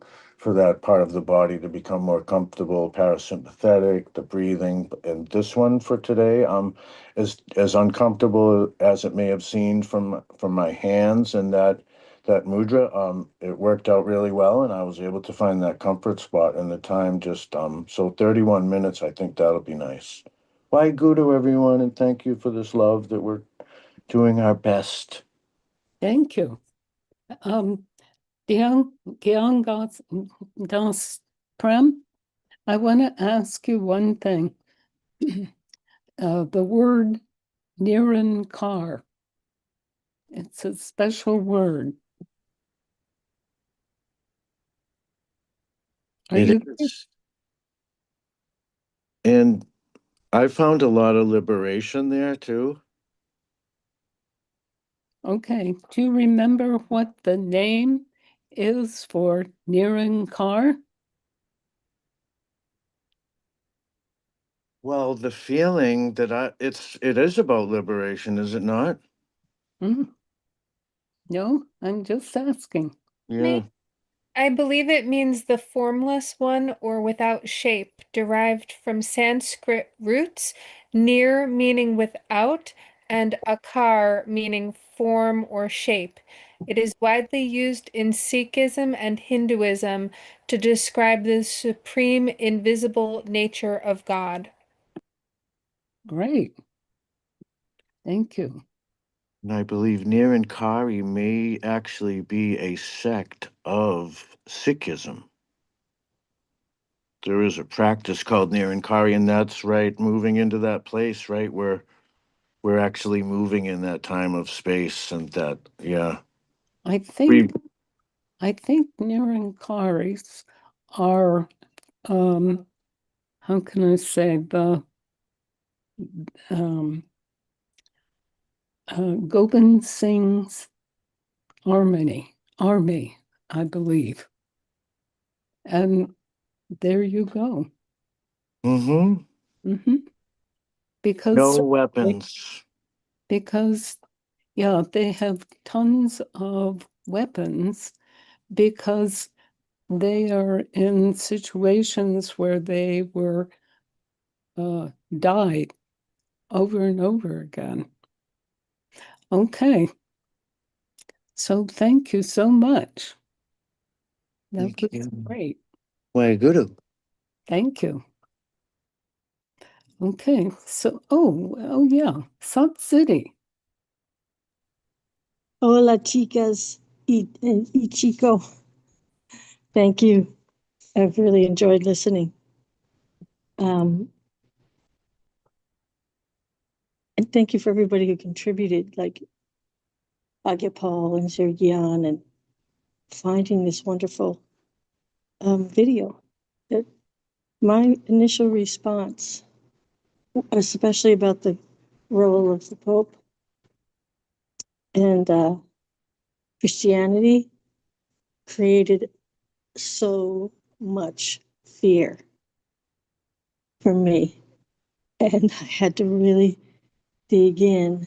And I realized just recently, and it must be a couple of hours after, that I had a lot of past lives there. And You got it. they were brutally ended. You know, Jesus got crucified. That wasn't me, but the persecution. And the person who came forward in all that, for me, having these flashbacks, which were really painful. And I actually had been working outdoors, and I had to go into the courthouse and sit in an air-conditioned room and splash cold water on my face because it was so terrifying what that whole scene was with the Romans and the Christians and Hui. So then what went on from there? So that was really meaningful that I can own that I have past lives there. And I feel so blessed. Sorry about the ambulances. Because I, in this lifetime, have to discover the truth, Sat Nam. And with everything I had longed for as a soul, incarnating and reincarnating, has been available in this lifetime, here and now. And I think I've mentioned before that Yogi Bhajan, is a good Catholic girl. I had 14 of 12 years of Catholic school. Right. My brother, I think I mentioned before, was the victim of a very advanced, clever, criminally insane nun who molested him from a very, very young age. So then, of course, he's trying to pull that off with his sisters. So we used to have to gather as a gang and beat the shit out of him to stop doing what he was doing. We didn't hurt him, but we just we fought back really hard. You're not going to do this to us. We're not going to, I forget the word, when there's, it's molestation. And so I'm saying this because there's a lot to digest. There's so much wisdom from the past that's coming forward in this Aquarian age. There's such a heavy responsibility to teach. So I feel like this gathering here has been like my major higher education in spirituality. And it's so wonderful to have this. I can't even express how grateful I am to be on this path in this life. It gives me so much hope and energy to serve and to do seva, which I'm starting to do more and more and more and more and more. And the key thing for me, and I've said this before, but it bears repeating, is that, and it was the thread through this talk today, I had to choose, and it was just guidance that I got from the saints that have passed, from God, from Guru, is that I have meticulously, over the last, I think it's 6 years now, forgiven, like my brother. all that stuff, and the crazy things my sisters did, the things I had to, the things I've done, the people I've really hurt, how I've hurt myself, almost took my own life once. Thank goodness I was discovered, and I'm so grateful for this life. Everything I ever longed for on a spiritual level over many lifetimes has been available here. So grateful for Siri Gian and all of each of you. But forgiveness has been the number one. It was like a key, forgiving, being unlimited, undeserved. Forgiveness has been the key that opened the door to move from religion, even as a Sikh religion, into to true, deep spiritual awakening. So I'm really bummed that I can't go to winter, summer solstice. This is summer, because that was a huge part. Tantric yoga was a huge part of my healing. And I think I went for like more than 20 years straight, winter and summer, pretty much, and pretty sure, because I started, Kundalini found me. Siri Yan was coming to Pittsburgh, which was such a wonderful thing. She pioneered awakening for many men and women that became serious. I was going to the Sikh Gurdwara in Pittsburgh before I came here. But what was I trying to say? Tantric is such a powerful technology, along with sadhana, for spiritual awakening, and then moving awakening into action and out of this really brutal stuff that early Christianity, on and on and on. I do believe, like Paul, I've had to read a lot of St. Paul. He was one tough guy, and he's a model of hanging in there. St. Paul, well, I don't know what he is called, but he wrote, he's in there, he's delivered, he wrote Corinthians, sorry about the background, Corinthians. So I hope I'm making sense. So he is a great role model for me, that I take the jewels in my past and my religious training in those terrifying past lives. I'm able to now, by belong to a great Pentecostal Black church. we meet in a building called Little Fishes, because there's a pool with all these little kids that we share. I thought, oh, that's convenient for baptizing. But that's really, I hope I'm clear. I can't I don't see a logical thing that I'm saying. I'm just speaking from my heart and spirit about the gifts of Kundalini, of Tantric, of genuine Christians, and Sikhs, etc. So I'm going to gratefully end. Satnam. Wonderful. Thank you so much. Thank you, Siri Gian. Yes. God bless you. And we have had maybe about 3 weeks for finding out about these problems with the Christianities.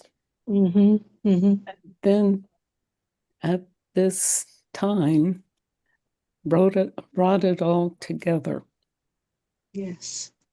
Okay. Beautiful. Thank you. Yes, thank you. Harimandir. Yeah.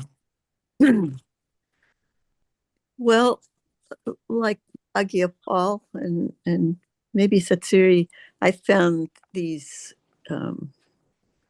videos or what there's and Gian Das Prem, the male voice and the sense of fear and the sense of this is terrible and this is dark. I really am annoyed at it. And I don't believe it. So he talked about the secrets darker than these walls are meant to hold. What we need is it needs to be changed to secrets lighter than these walls were meant to hold. And as it was ending, the street cleaner came, their yearly Street cleaning. Yeah, over the winter, there's been a lot of ice and snow, and then a lot of gravel on top too, so people don't skid, and a lot of dead foliage that is now has to be raked out, that kind of thing. And so one of the things they do is have this great big suction that they open the manholes or where the the debris is and suck it up, and they go along on the sidewalk and wash off all the debris off the sidewalk, and then the big truck comes down and takes it all off the street. So we're in a time of street cleaning.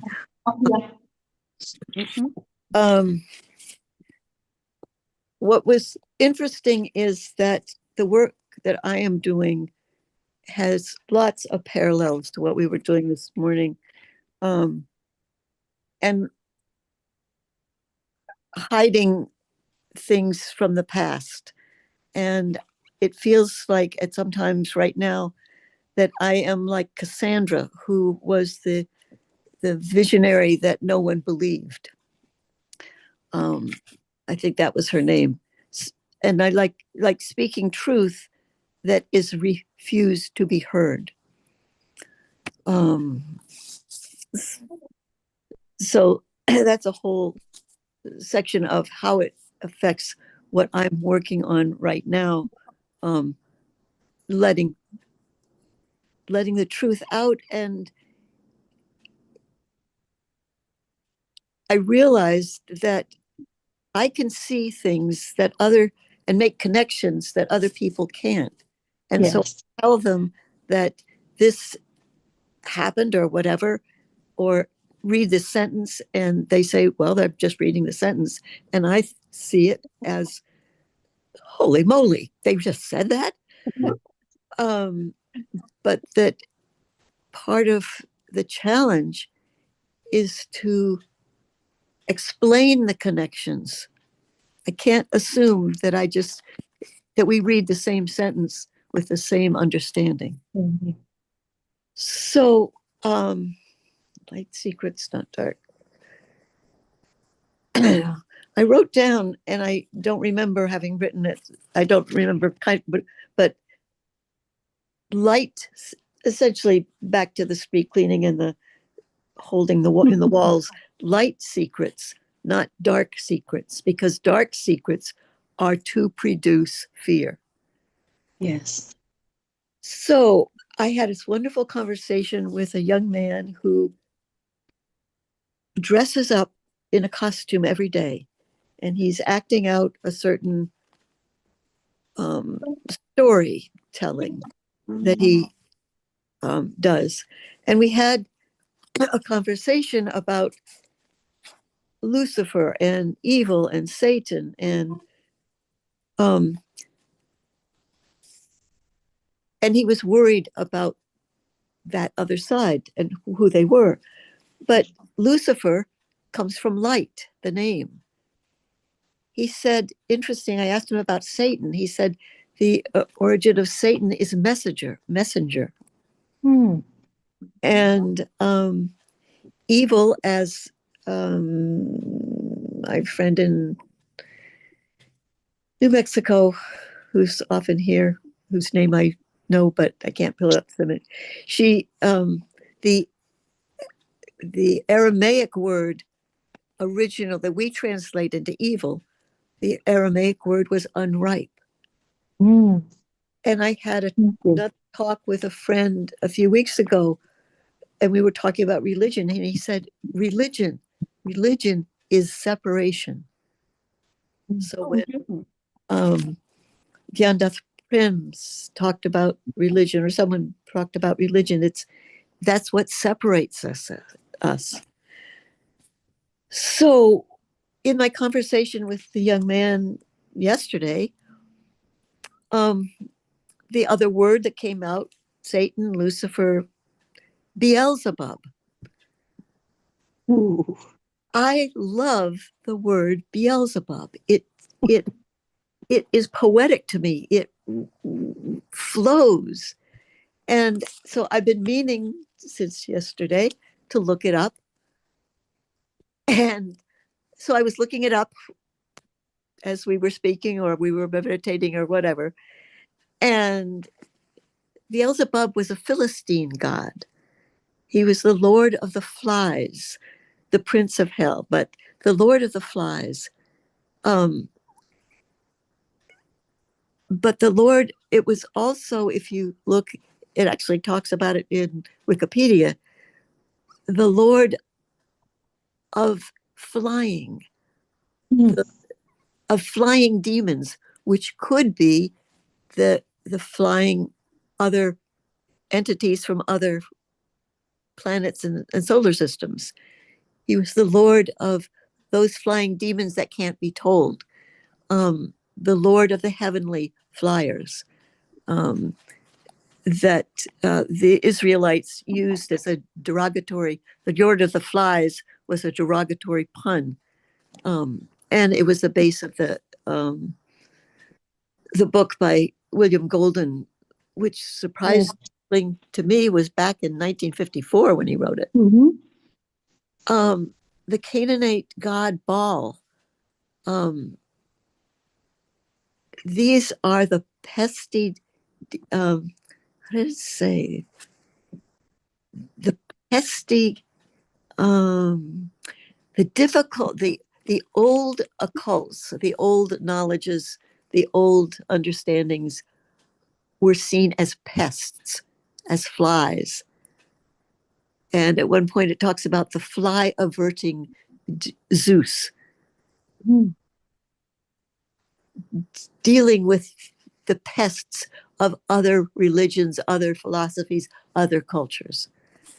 So this is where all this took me. And I'm excited to learn more about Beelzebub, but also all these, who is, there was one thing that somebody said that I think it was it was Siri, but oh,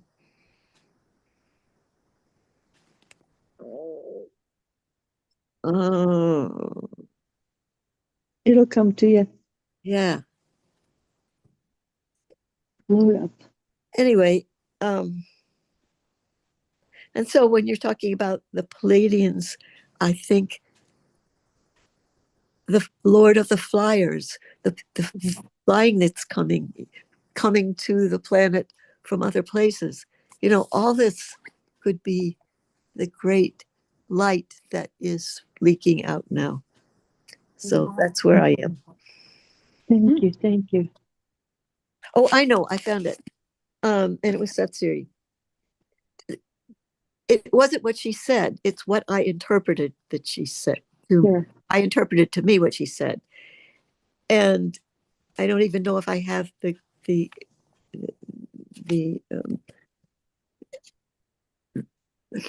well, it doesn't matter. Something like Romans persecuted Christians, who then persecuted other voices. That's what I took from it. Say it again. I'm sorry. The Romans persecuted the Christians early on, who then persecuted other voices. It's just like what's happening is Israel now. Yes.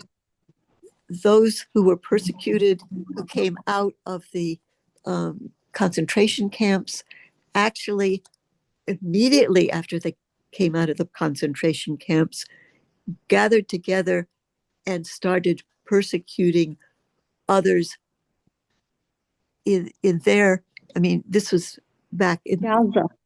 Yeah. Well, before Gaza, way before. Even before. Yeah. And when they first came out and wherever they were in Germany or wherever they did, they had a strong persecution and that of other people with other religions or voices. And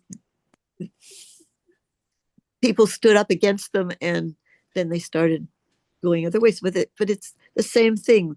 We persecute because we were persecuted. And this is the time of acknowledging that as a truth. Thank you. Mm-hmm. Amen and hallelujah. And still having that now. Oh, yeah. With Native God. American. Mm-hmm. With and God. we'll continue for a while. Yeah. I've got to leave because I have to leave by 10:30 here, which is 15 minutes from now. And when these go over, what, 8, 9, 10, 2 hours, I mean, my day, it's really hard to stay long enough to say anything. And I'm sorry I'll miss the Japa Saraswati, but I've got to get going. Okay. Well, you can have the recording. Yeah, well, that doesn't happen. There's no, it has to happen when it happens, or in real time. it's going on faster than I can't go back at that point. Okay. All right. Thank you. Thank you, sister. Thank you. God bless Thank you. you. God bless you. Bless. Okay. Bless you. Okay. Japa Saraswati. Yay, Japaji. Satnam. So the first thing I heard from Baba was a message that I got from Baba years ago, which is that truth has no time limit. And what he was talking about was during the teacher training, the lead teacher was really inappropriate with me, and it was suppressed, and I tried to say it a couple of times, and it was suppressed, and I felt a lot of angst about it. And what Baba told me and showed me at that time is that truth has no time limit, because yeah, that it doesn't matter when you say it. It doesn't matter, that it can't, in the long run, truth cannot be suppressed. And then what else I heard from Baba was that um, truth is, how did I write this? Oh, the truth remains unchanged when it's examined by many angles.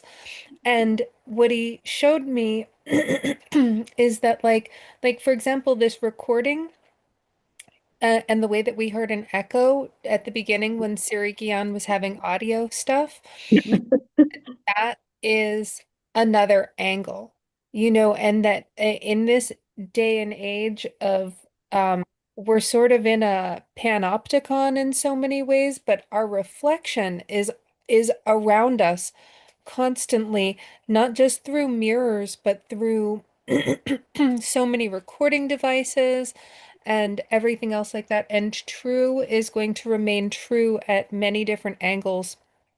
And what I felt about, I think, was it Aagia Pal? You said you trust the video because Siri Gian presented it. And I would say to remain aware and conscious and to be continuing to examine it, because it may not be the way that he showed me is like the way that we had that echo represents the different angle that those two angles were bouncing off of each other, and something may appear true from this angle, but when you step 3 inches to the right, you might have changed your plane of reality and it might not be true from that other angle. And in which case it's not an inviolable truth, it's something a little more illusory than that. So what I've been wanting to tell you guys about for like a couple of weeks, because it has really stuck with me, this is my best friend's mother-in-law has always been really sensitive, and every couple of years or so she has like a nervous breakdown of some sort and lands, not quite in the nut house, but this time she landed in the nut house. And Oh, one of the siblings said to Amy, to my friend, one of her husband's siblings said to the mom, you have to tell them what it's about, or else I will.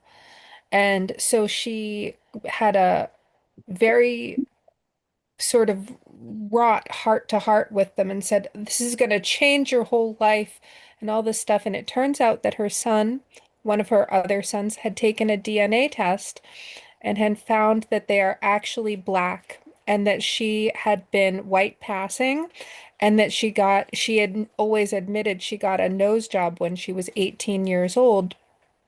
And she um, just completely, whenever issues of her heritage and her family came up, completely found ways to skirt around it. And that she said to them, it's going to change your whole life. And it's like as if, but among the reasons that it really struck with me was that my own grandmother did almost the exact same thing, where she was a Sephardic Jew, and the reason that I found out after her death was this little folk song that she taught me, and I looked it up over and over again, and finally about a year ago I found that it's a Sephardic song, and she would not have known that song if she was not a Sephardic Jew in 1919.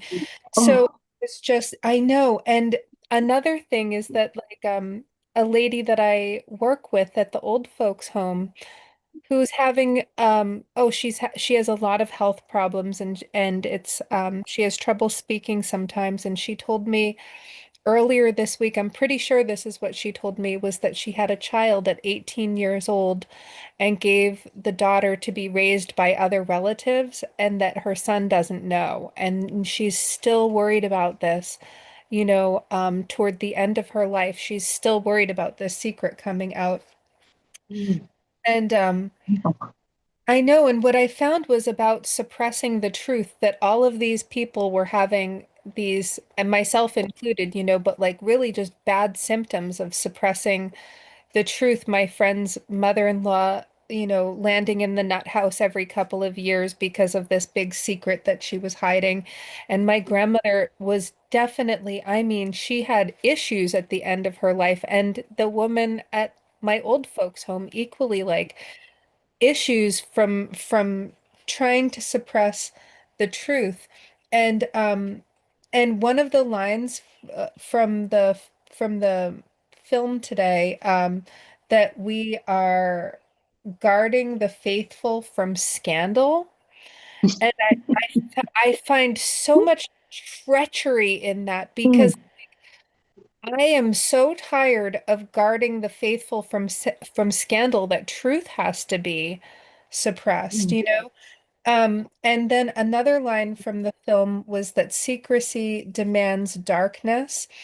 And so what I found this at the ashram, or within the ashram, like, that I found that people who, while I was there, there were people who really not just heaped abuse onto me, but it was like as though they made it my fault that it was abuse. It was like they somehow twisted it around, that I was deserving of the abuse. And then when I carried shame about it, it was as though I was carrying their secret. That's how it felt to me after, when I did some time in therapy and meditation dismantling it, was that carrying the secret was carrying their secret, like, and that's why it's important to talk about these things without charge, when we're at a place of neutral forgiveness for the self for getting into it and for the other people for perpetrating it. But it's so important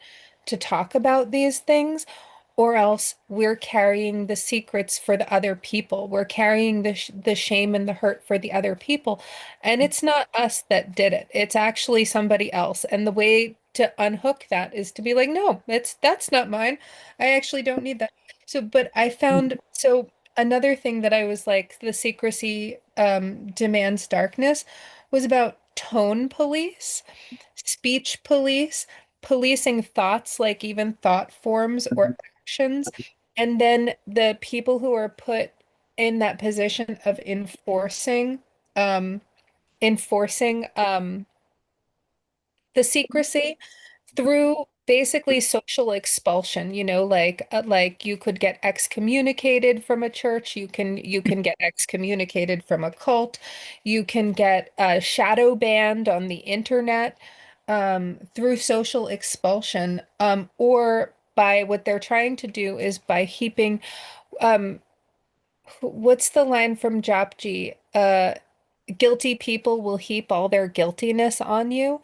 So all of a sudden, it's like you're carrying the guiltiness for that. And so what they want is people to do self-removal, or they want you to be forced into self-removal, by like, here's our guiltiness, let's outsource it onto you, heap it onto you, and now you get out of here so we never have to think about how guilty we feel. But then what that creates, by the way, is an underclass in the dark. The secrecy creates an underclass who has secrets, like these sweet ladies that I have been friends with who have, this something in the dark. And what I guess, so, oh, I want to do a screen sharing because Okay.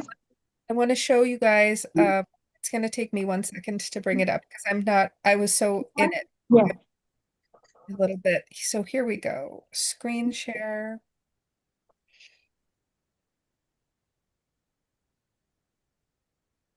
Oops, not this one. Okay, did I do it? Yes. Okay, so this is Warrior 3 or Virabhadrasana 3, and it's the same as stick. The stick pose or stretch pose um, is actually uh, the same pose as like this one. It's just inverted. So if you turn your screen upside down, and it's the same anatomy. And so what it acts on the root chakra and the solar plexus chakra. And the solar plexus has so much to do with confidence, but also with digestion. And I feel like the secrecy, there's a place, like it's hiding secrecy in the belly, in the darkness of the self, and this difficulty to, it's hard to digest when we're projecting one thing, but the truth is hidden underneath. It's like a hidden ness. For me, it represents in belly fat sometimes.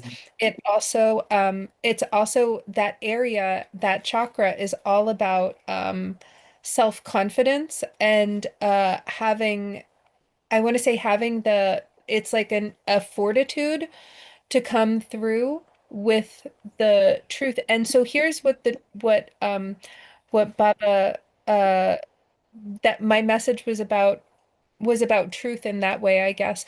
So I guess that was it. Oh yeah, and also uncited sources.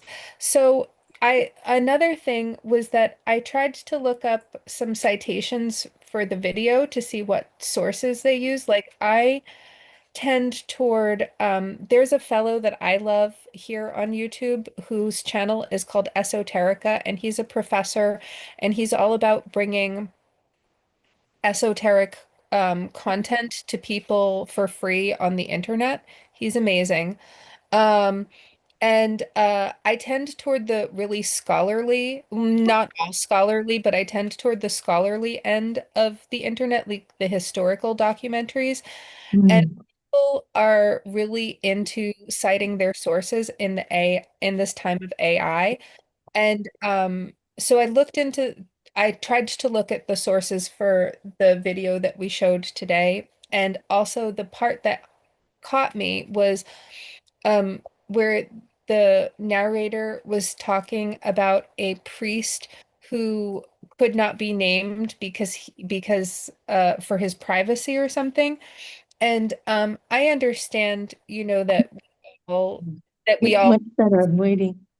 pardon. You need a cool place to wait? Yeah, you're fine, you're fine. I understand that we all deserve privacy, but if we can't when we can't cite our sources, they don't stand up to truth at every single angle.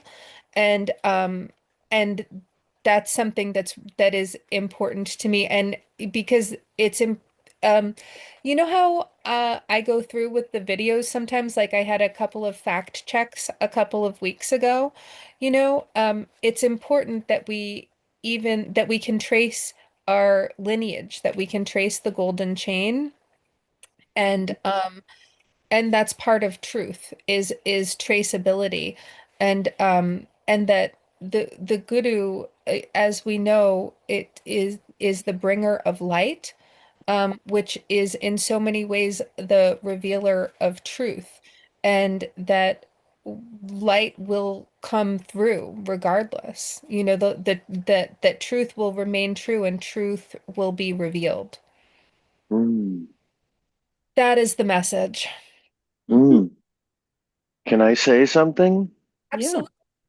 So that's why we have our peer reviews, right? And our peer groups, and we can go right to the writing if we want to the source, like through the journals and through the studies and everything.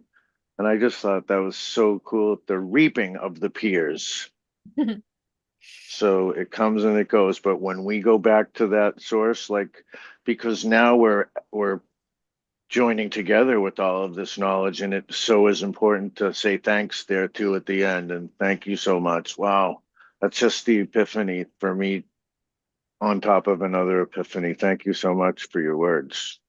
Well, to me, part of it is about, like, I find, especially as a woman, I find that I'm tone policed a lot, and like body policed a lot.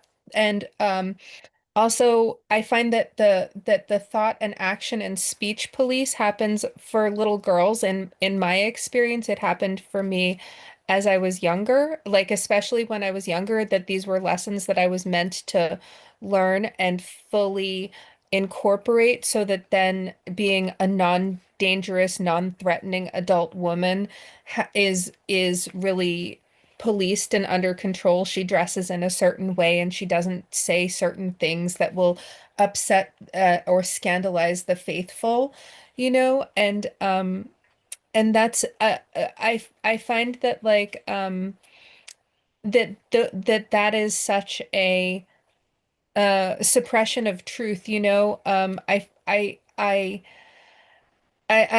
sad for it in our society, that's just all over the place. Mm-hmm.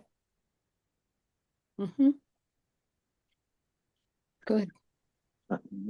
Thank you so much. Oh, thanks everybody. This was very long but very good. Yes. Very, very helpful. Thank you. Very good. Helpful. Gee. Okay. God bless you, all of you. And it's always Sat Nam, the embodied truth. God bless you. Now, I want to tell you something, which I don't normally do, but I am telling you. I asked from Baba Siddhi Chand. He says what to do, because because the next situation would be for ETs or galactic brothers or cousins. So that means to go into pure meditation and listen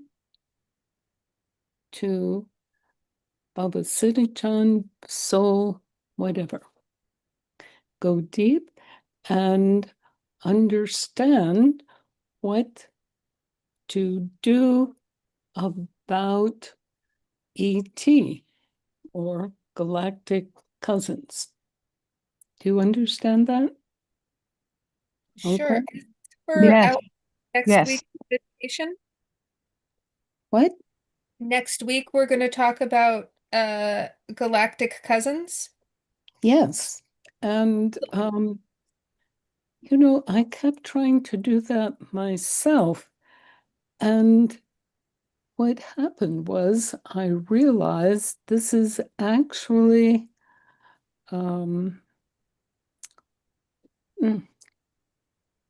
well, I shouldn't tell you all about that, but it's really working with another species, which is really with us. Do you understand? Yeah. Yes. Yes. Call on the light within. Right, with a multi-dimension.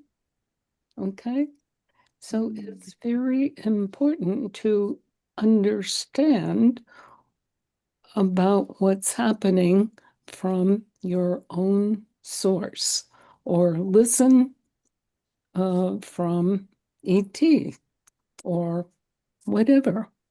And to know about that, and then with how to work with them. Do you understand that? Yeah. Yes. Yeah, Siri Yan, what happened to me today Yeah. was, all I had to do, which I didn't realize was nothing, is just to be open, just to Exactly. be just to, just listen, be open, and allow. You got it. That's it. Okay. Instead of me telling you what I have heard, I just want you all to know what the source is and how to work with that. Okay. Yep. Okay, so stay with that for the whole week Okay. That's and find out what's happening for you.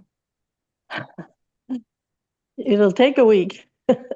What? Mhm. At It's least. nice to, yeah, thank you for that generous amount of time because Great. it will take, yeah, it's really helpful to have a heads up and meditate on it, Mm-hmm. Yes. pray about it. Mm-hmm. Good. Okay, so I will put a little bit of that on the text so that you can remember that. Okay. Okay. So let's see. So Gian Das Prem, can you lead us for our song? Satnam, yes. Okay, so we will do the long time sun one time through with the long sat short nam at the end. And we'll inhale together. Okay, inhale. Sorry. Sorry about that. There Background. we go. So inhale together, ready? And exhale. Inhale to begin. May the long time sun Sunshine shine upon upon you. All all love surround surround you. you. And And the pure your life within within you. you. Guide Guide your your way way on. on. Guide Guide your your way way on. on. Guide Your your way way on. on. Inhale. Sat Nam.